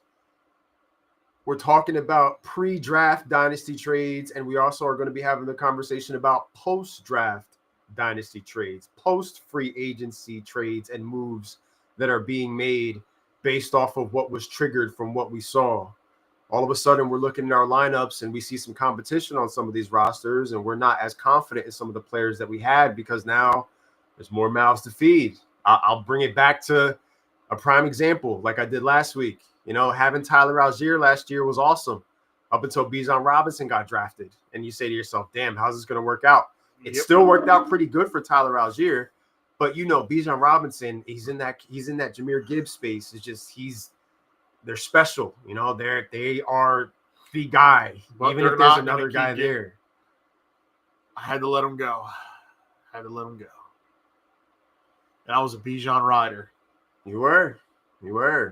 I said I'll get me a new one in the draft. That's going to be a very interesting trade to think back on between you and the GM, Alex. As I have 3 picks in the first round, myself, the 2 picks I got, plus I got my pick next year and Alex's pick next year. But you got the 103. I got my 102, 108, and 111. 111. I've got the 101, 110. And I told Alex to his face, joking with him, but I was serious. I was like, I hope you suck this season. You have his pick, right? Yep. Oh yeah. I'm sorry, Chris, but I'm hoping that you and Matt's teams are horrible. I don't own my first round pick next year. I have your first round picks next year, and if I don't move them, I'll be the main benefactor. If you guys, I need you guys to be terrible. Teams. Whoever has Terrell's picks next year, you're going to be in good shape. Yeah, Alex has his first next year. That could be a potential top 3 pick again. A top pick. Terrell's pick was a top pick for me. He's trying to recover the draft picks he lost by acquiring Derrick Henry, and you're not going to get it. No one's going to trade those young assets not now for an aging running back because there's no guarantee. There's no guarantee that Derrick Henry is going to be the same guy again next year. I think that he has a solid year next year still, but I still don't think that because you're not going to get that back. Christian McCaffrey, I don't think Christian McCaffrey ever plays it down a football again. You're better off keeping him, and it might behoove you to keep him, and it might be more value to you than what you could get in our market, how we're trading and everything. Especially going into the IR, that's why I lost. You got to think 12-team league. We're all going to end up with a running back most likely. We're all going to end up with a new rookie running back most likely.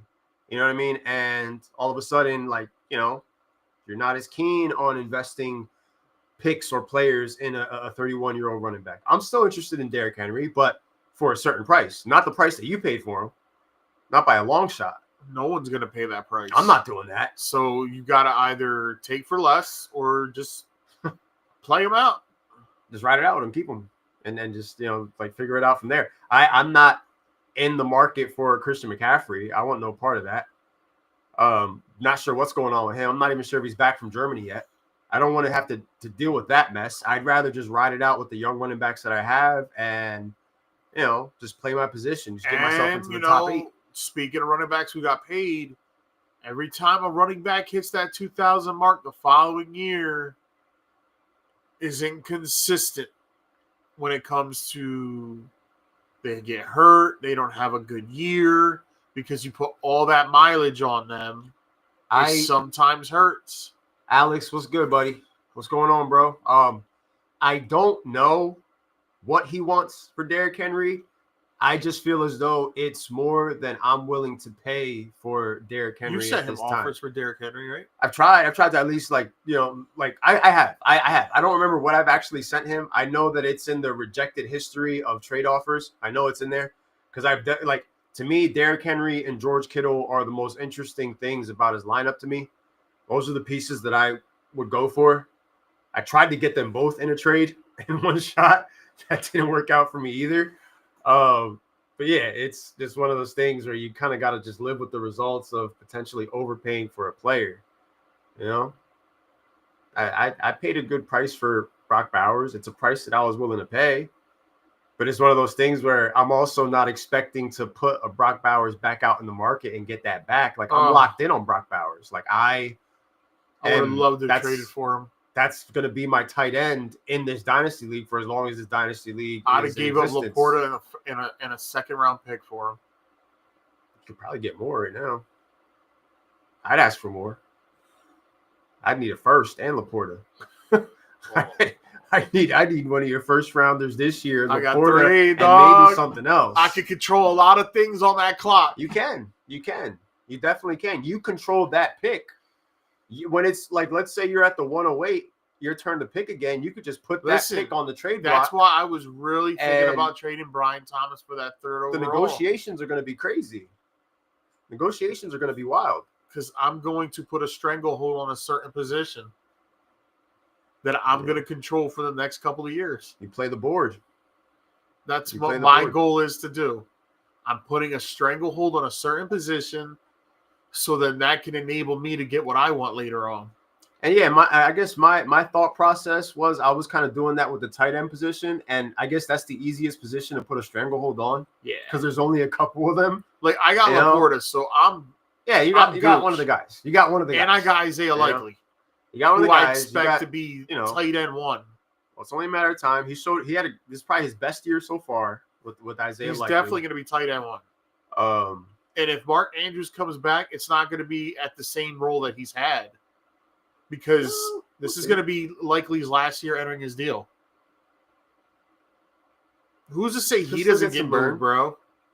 What if they keep Andrews and trade Likely to that'd be sick. The Chargers or somewhere? That'd be sick. I would be excited. I mean, if you're the Ravens, why not inquire about Metcalf? A bird to bird, Go make a call to Seattle. You guys got no beef. You guys are just you're business associates. You got no rivalry. You hit them up. That's would be an opportunity for the Seahawks to trade them out of the conference. And the Ravens have themselves a true one. I know some of you believe that the true one is, this cat. What's his name? I forgot his name already. What the hell's his name? Number 11. From where? JSN? The Ravens. You got Rashard Bateman. Zay Flowers. Zay Flowers. Yeah, look at that. Zay Flowers is and they got that Wallace guy. Zay Flowers is a 2. That Wallace guy is fast as shit. Zay Flowers would be an even better 2 if he had a DK Metcalf across from him. He's got Rashard Bateman. Bateman had a great year. Bateman was outshining Zay Flowers sometimes. Zay Flowers was Bateman's 2 a lot of weeks this year. Because Bateman was out there balling, and he still got hurt like he always does. When Alex picked him up on waivers, he was trying to trade him for high compensation. Yeah, I was a Bateman guy when he first came into the league. I was a Bateman guy. But he was just so inconsistent. He had his debut week was crazy. That week that Lamar Jackson and the Ravens took on the Dolphins, and it was a plethora of fantasy football points. I believe Rashad Bateman came through with 2 touchdowns and 38 fantasy points. In the 2 QB league, Tua had about 100 points, and Lamar he had don't want that points. He don't want that to happen, but it's a realistic scenario. Like, you should be inquiring for a DK Metcalf. I know that the market isn't the same, but you should be doing your due diligence when these players make themselves available and just see what's it going to cost. You never know. You never know. I want to draft Matthew Golden. Either Golden or Ibuka. That's what I want to do in the first round. I just want the draft to end, bro. Bro, we got a wanna month know in 3 weeks. I want to know what the Right? hell we end up doing. Let's see this. How does this end for us, you know? So 1, 2, 3, 4, 5, 6. We're 7 weeks away. Yeah. I know. So, But luckily, we got baseball around the corner to keep me busy.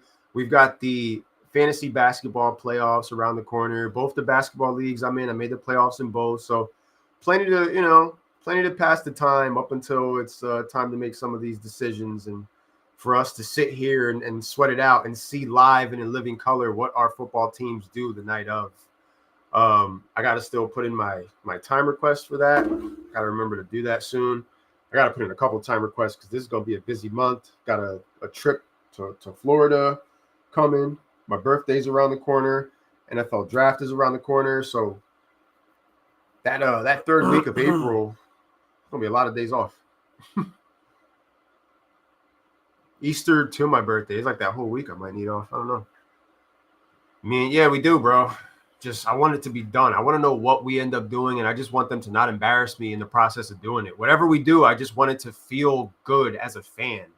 Like I don't want to walk away from another draft saying to myself, like, oh my God, like here we go again. You know, like I want to feel good about this new GM, even though like this new GM came into a total shit show. Like I can't put a lot of the blame on him, but he is going to be at the helm front and center. You just came from Kansas City. You're a smart guy. I keep hearing that you're a smart guy.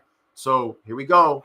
Let's find out how smart you are. Let's see if you can, handle this draft properly.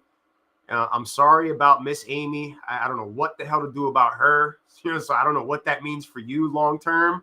But it looks like, new GM and Chad Brinker are working together to try to turn this thing around along with Brian Callahan. So we shall see, Hell, we're going to be in the market for a wide receiver because I'm reading today that it's highly unlikely that we keep Tyler Boyd. Doesn't make sense to keep him. So we could potentially, in the second round, be looking at that as an opportunity to sign one of these or draft one of these young rookie wide receivers. Who did Chip Kelly go to? The Raiders? Yeah. Raiders. Was it the Raiders? I think so. So he's the Raiders OC. Sounds about right. I think so, yeah. Why?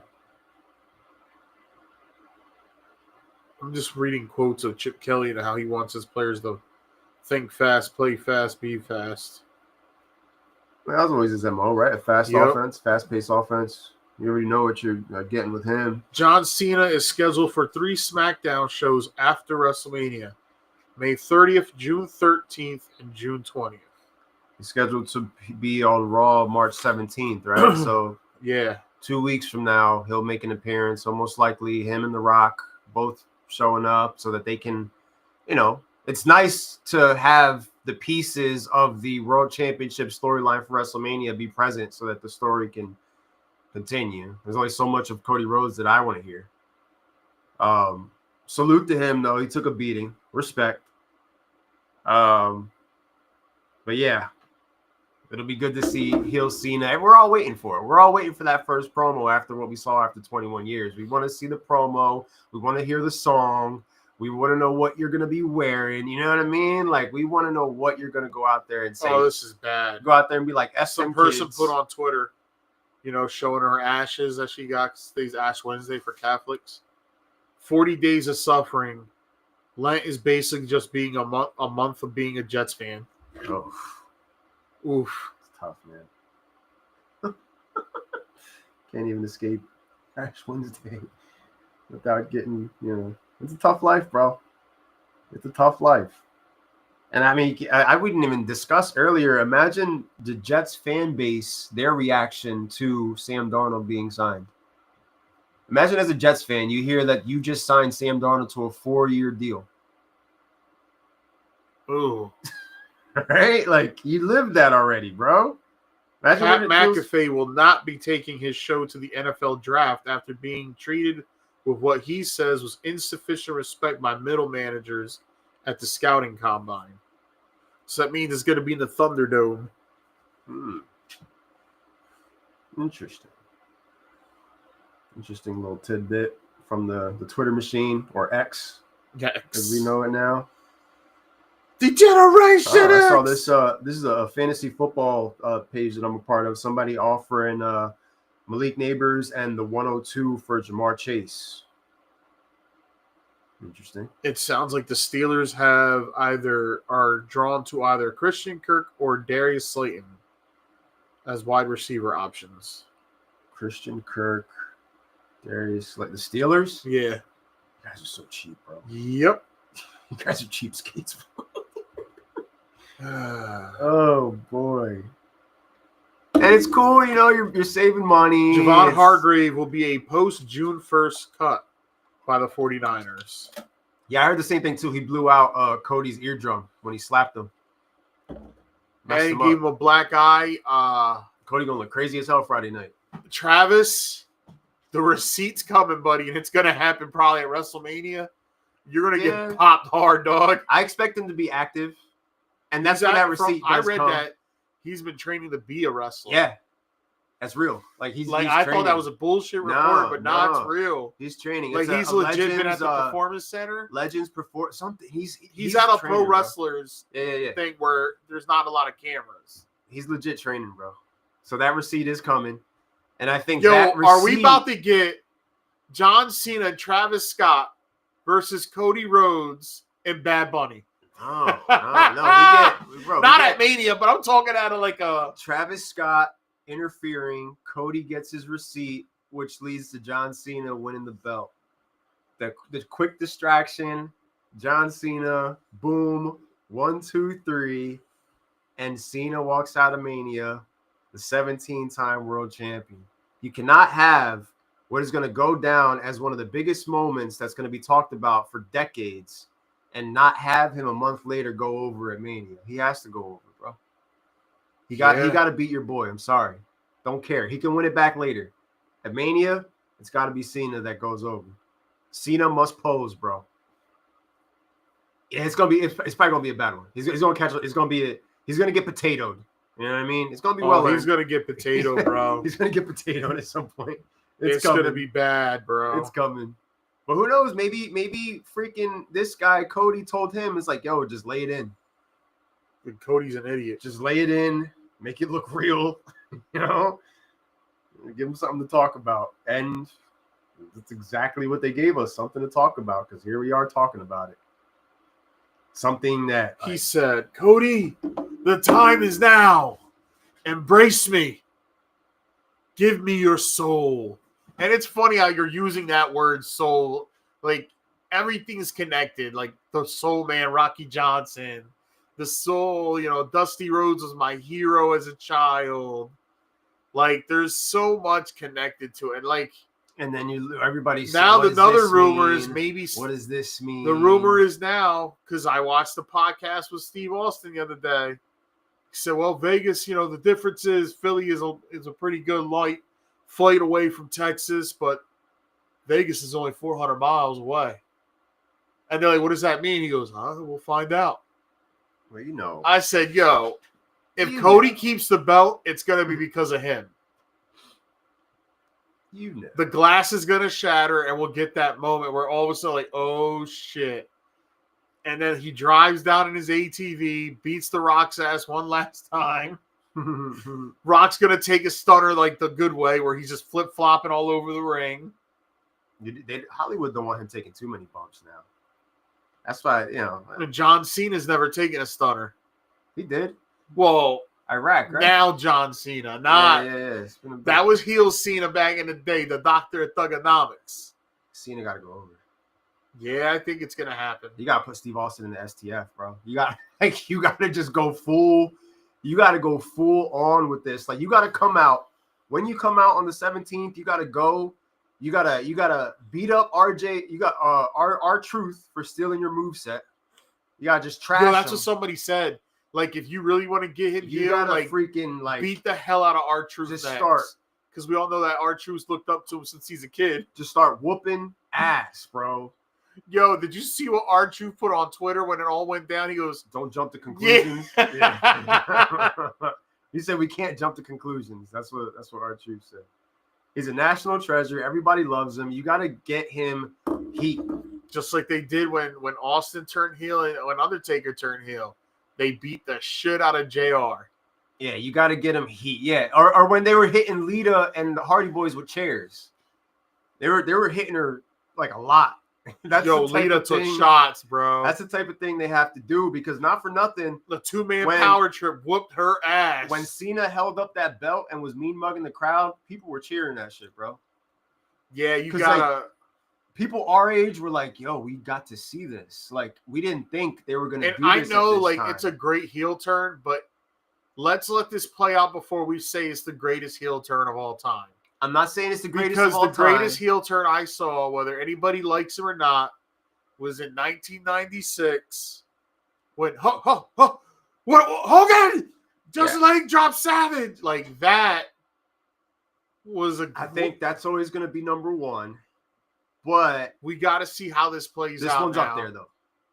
This one's up there. Because you also know big deal. This heel turn's probably not going to last the entire Cena final. Yeah, run. he's gonna have this. He's got to go out because we already know in December the PLE is called Ruthless Aggression. So everything comes full circle. He's gonna have his regrets. He's gonna have the issue with The Rock eventually. He's gonna, show remorse, and he's not gonna retire as a heel. He's not gonna. They're gonna. That ain't happening. Just give us 6 months and make this 6. Like, give us. We don't just give us the turn. Just give us 6 months of heel Cena, and I'll never complain because I've been asking for him to turn heel for like 15 years. Yeah, we all did. Like, you finally did it. Kudos to you guys to have the balls to do it. Well, you saw what I wrote you. Vince is somewhere punching the air at the moment. He's not a heel. I would love to see Vince McMahon watching that for the first time. Like, not knowing shit and seeing those. And like when he registered in his mind that this is about to happen, Joey Bosa released. Mikey shares in our. I was reading that could happen. Group chat. That's a Joey Bosa got. Damn. He is correct. Joey Bosa has been released. Frees up $25.3 million in salary cap space. Wow. There you have it. A little bit of breaking news at the close of the podcast with Joey Bosa being released. Had tough day for some players in this league, and I feel like tomorrow's going to be a little bit more of the same when you think about it. Like, some of these, the job security ain't as safe as it once was as we get closer to the draft and we get closer to the legal tampering period of free agency, needless to say. But yeah, man, looking forward to watching that storyline play out. Looking forward to, the draft. Looking forward to all the little things in between that we've got going on with the fantasy basketball playoffs that we've got coming. We've got the Sandlot Baseball Association draft around the corner. Chance to hang out with a few buddies, do a little bit of baseball drafting as the season approaches. I've been, making it a point to, keep up with a lot of spring training baseball this year and just look at some of the younger players on teams and see who those next guys up can be. Chris just got the sleeper notification about Bosa. It's the biggest trending topic at this point in time, besides DK Metcalf a few hours back.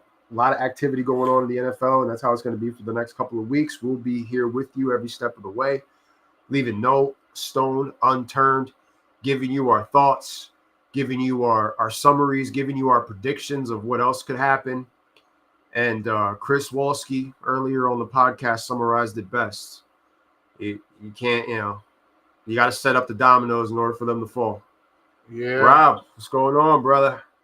Thank you for, as always. Oh, there it is. Rose posting it in the comment section officially. Chargers have released defensive ends Joey Bosa.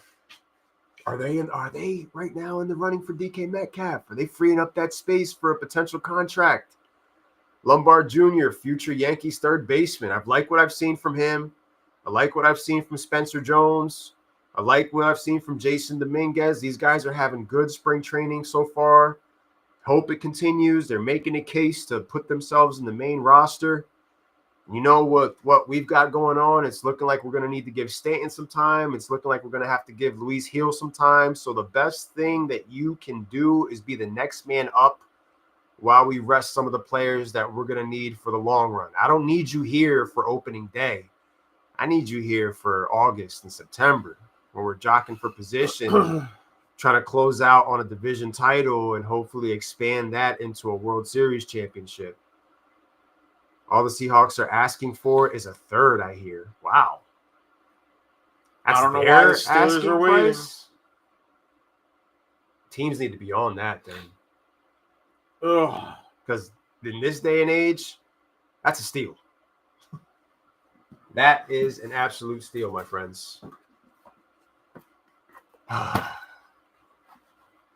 the big gold with me this week. Shout out to the Elite Eight. Another podcast in the books. Next week, we are going to have way more signings than we have this week. Some finality, a little bit of a clearer picture of what's to come for the NFL draft. I love you, Soto. And more rumor and innuendo as far as what actually happens on draft night. So until then, ladies and gents. His first promo, when he cuts it, it should be, "Can you see me now?" Damn, I wonder what his first words are going to be. You got to milk it. Just put the mic down. I read that Travis Scott's doing his theme. Yeah, he's making a song for him. Yeah, Travis Scott's making his heel theme. I think it'll be a timeshare for DH. I wonder if the shorts are going to be retired. Will be our starting DH. He has been. Dom Smith is another one that's been producing, so we'll be looking at him early in the season. What about especially if he keeps hitting the way that Ben he's Rice? Hitting. Oh, Ben Rice is locked in. Ben Rice is locked in.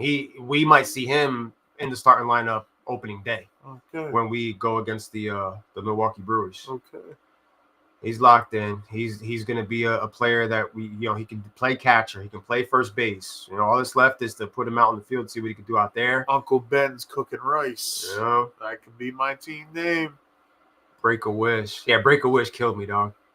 Break a Wish Foundation. Bro, my man said, dog, that was dying. You bald, when CM Punk went like this. What's this? What's up? Yeah.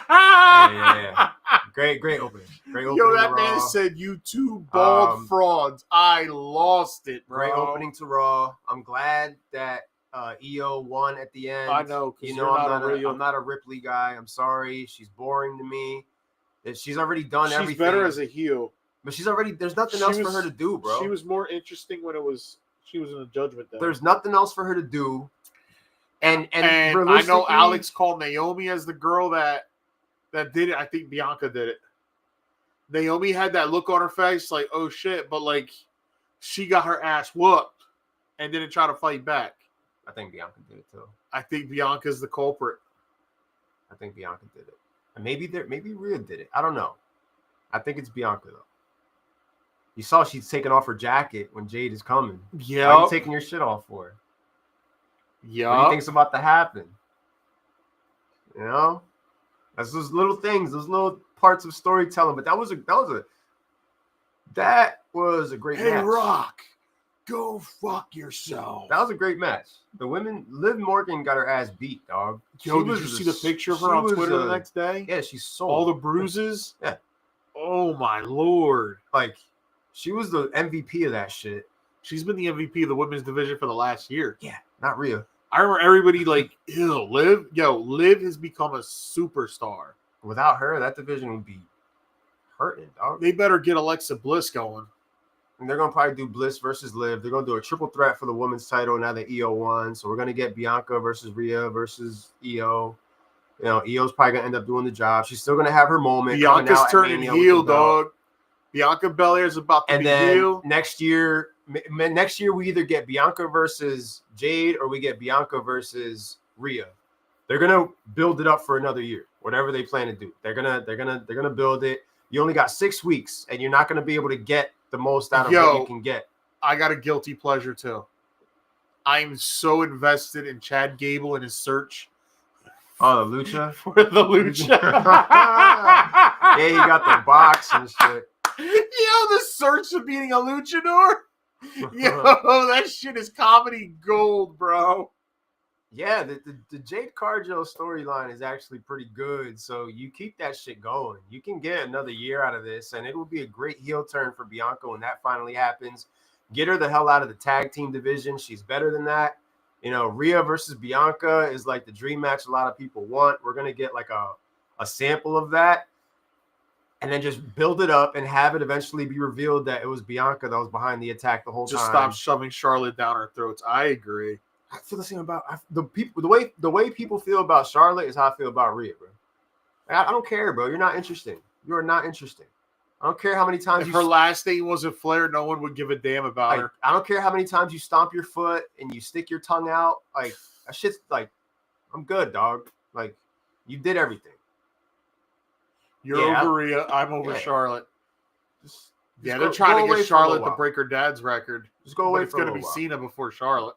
And I know Tiffy's probably going to end up doing the job, you know, but she gets to go into Mania with the belt and just have that moment at least, you know, which is cool. That sucks. But it'll be back on her waist eventually because she's on the rise, you know. She's a baby face now, bro. So she's going to do the job. You know who sucks as a baby face as a female? Bailey.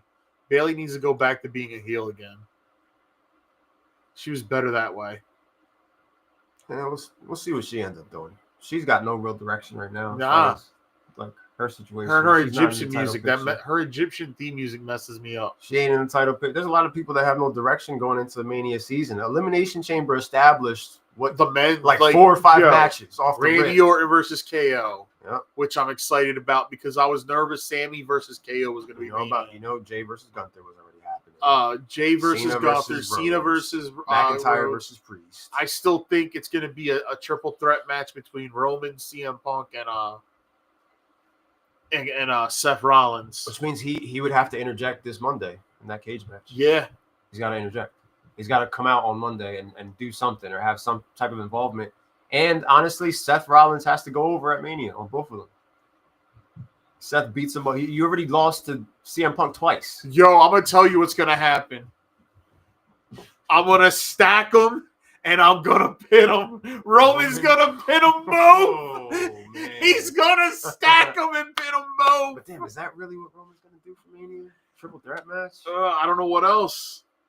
Maybe they just And then I think night 2, I think you're going to start getting some seeds, though, for him versus Rock. What if we get Rollins because versus remember Roman? What Rock said. He wanted in Cena's last year.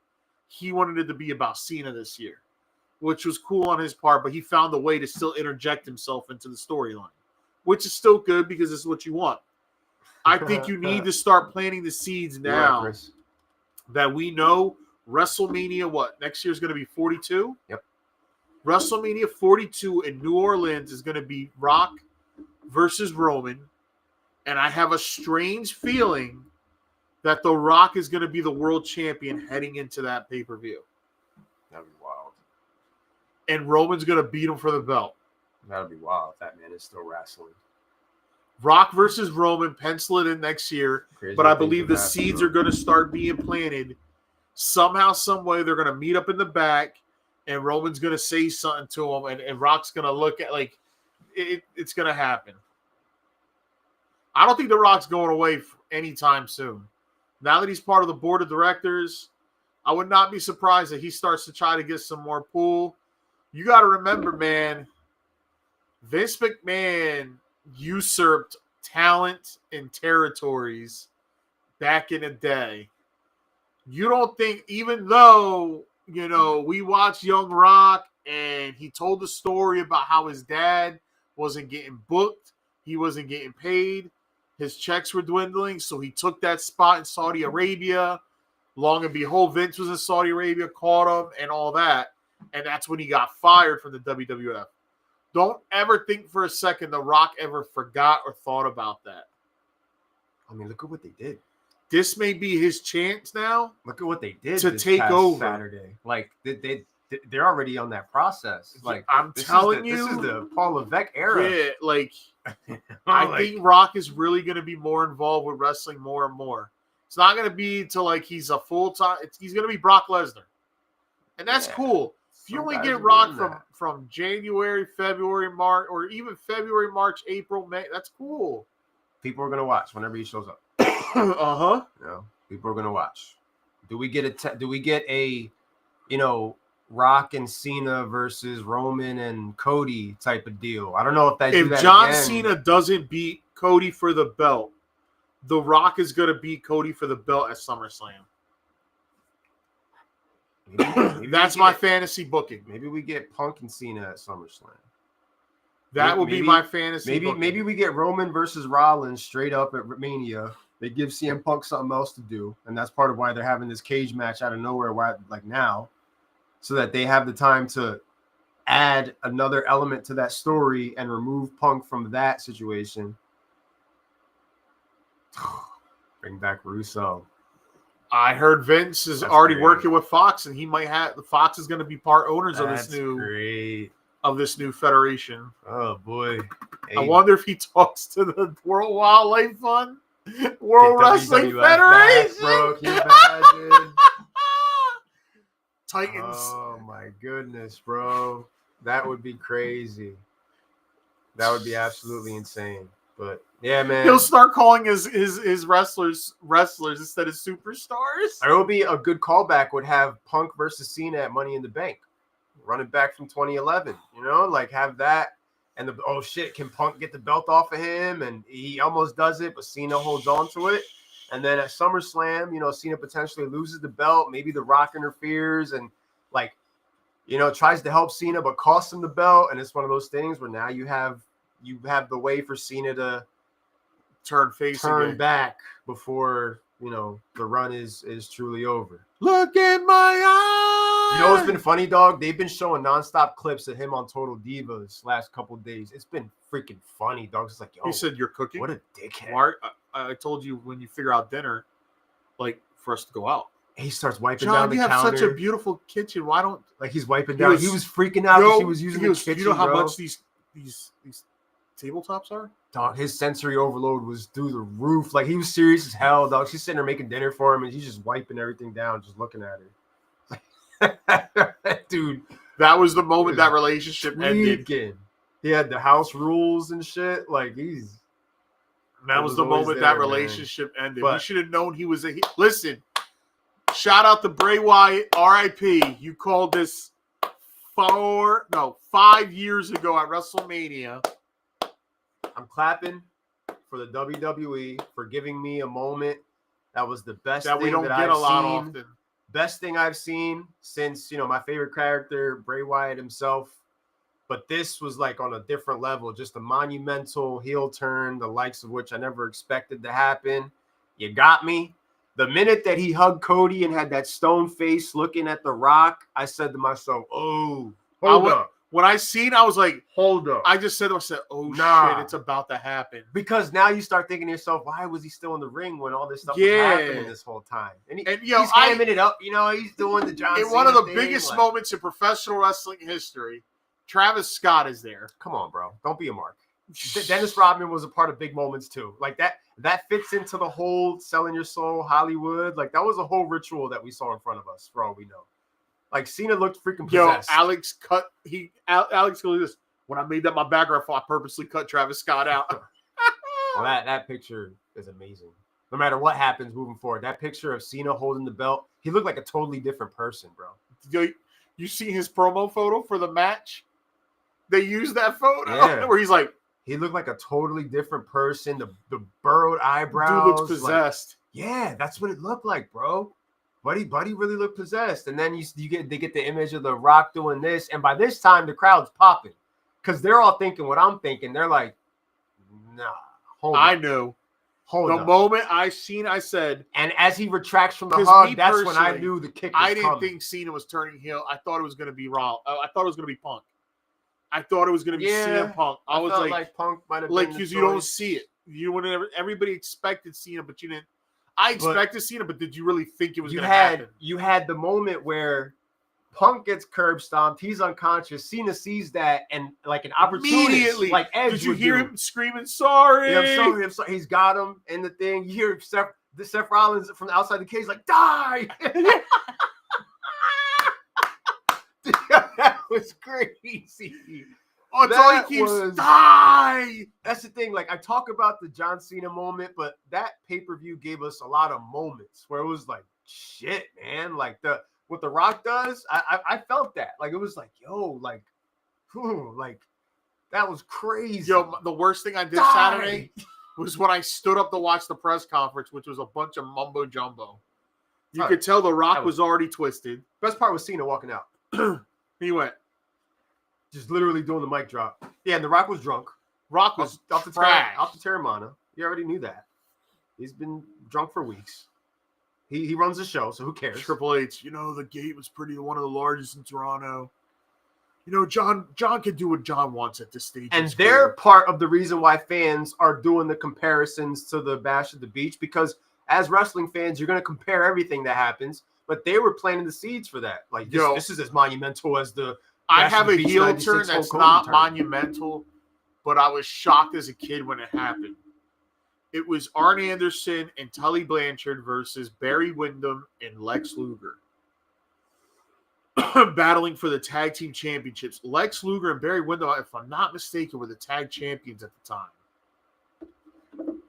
Halfway through the match, Luger's getting pummeled. Barry gets the hot tag. Barry's ready. And then next thing I know, Barry clotheslines the shit out of Lex Luger. And I'm like this as a kid. I'm looking like, what?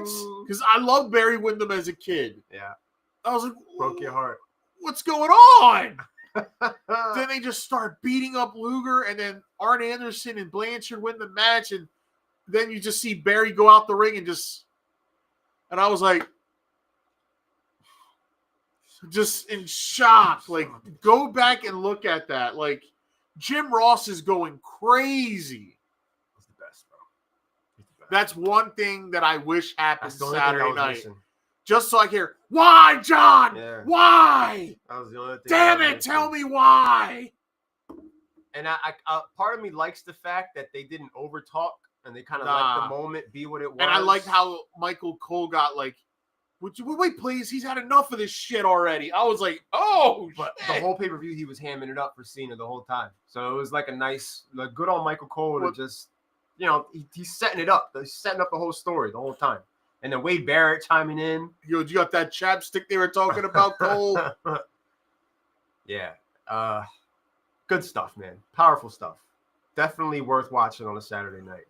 Mine was Stone Cold joining Vince. Yeah, that to this day I hate it. Shock factor wise, that was amazing. It didn't necessarily play out great after that because they didn't really have strong enough baby faces at the time to be able to. The Rock went to go film the Scorpion King. Yeah, like Rock was leaving and Triple H didn't want to turn face, so they had to do what they pivoted to do. Which they I'd have forced them. I'm like, listen, you're turning face. You're turning Chris Benoit face now. You're turning Kurt Angle face now. Chris Jericho. You got Undertaker and Kane, which they're great, but it's just one of those things where it was not fully thought out. The key cog was Triple H, bro. It had to be Triple H. Yeah, so we got what we got there. Because I think this is going to play off. Triple H was only supposed to be face for a little bit because he was supposed to eventually turn heel and go with the invasion angle or something. In 2001, nobody was asking for Stone Cold heel turn either. Like, everybody was a Stone Cold mark. We waited an entire year and a half to get him back.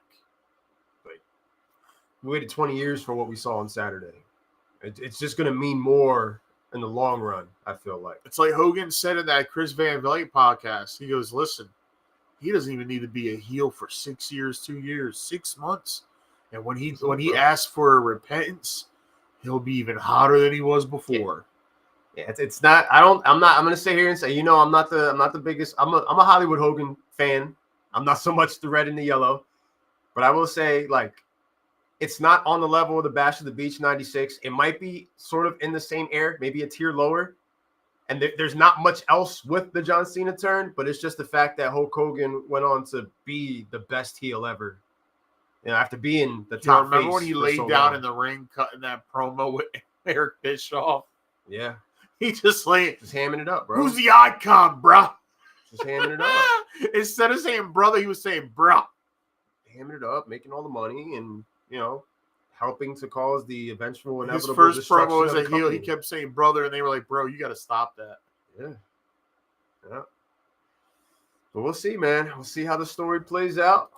We'll have more matches, too, on the card for Mania. So we'll have our predictions as far as the scenarios we think are going to play out on the card. WrestleMania Night 1, I'll Oh, have save it. Don't give it all away at the No, end. no, here. I think I have a shindig here. Okay. I ain't doing Sunday because it's going to end Saturday's late. good. Saturday good. WrestleMania Night 1 here at the On the Money Sports Lounge. Little pizza, little wings. I appreciated on Saturday night the fact that it's like, okay, like this is it, like I texted you. I was like, this shit reminds me of back in the day when they would do the Saturday night events. You know, and I it was like just Saturday like, night it was pay-per-views. It sucks going to bed late. Cool. Yeah. Then waking up for work early as hell. Yeah. But yeah, man. But we'll be back next week. Another Free episode agency. in the books, guys. A lot of players will be signed. I'm pretty sure we're going to criticize some moves. We're going to criticize some paychecks. What's it going to mean for your team? What's it going to mean We're for my going to team? be pissed What's what it our gonna mean team for didn't his do team? anything. You know? Yeah. Is Justin Gonna Fields send back? shock- Is it gonna Russell send Wilson? shockwaves. How does this Dare I say that scary part of me that still thinks Daniel Jones could be the QB next year? How does this impact dynasty teams? Yes. So we're going to find out next week. It's going to be fun. It's going to be joyful. I can't wait to get back here a week from now and talk about all these things. Oh, brother. Looks good right there. When I win this belt, I'm spray painting it. It looks good, and it ain't going anywhere because I will be defending this championship, Bro, those Bring it tickets back are home. crazy, Rob. putting it back on my mantle. Where is SummerSlam at? I think it's in East Rutherford this year. Really? Well, it's a 2-night event, Yeah. so they are going to have to like make a long list of matches for that shit. It'll be the first A ever lot's 2-night going on. SummerSlam event. They're gonna have a lot going on those 2 nights. Yeah. We'll see if the prices are cheap. Who knows? But I am O Money. That is the champion of On the Money Sports and the Elite Eights. Thanks for the comments tonight, guys. Thanks for the feedback. Thanks you for the guys were conversation. awesome. Make sure to like, subscribe, and please continue to share this video so On the Money Sports can continue to grow. All because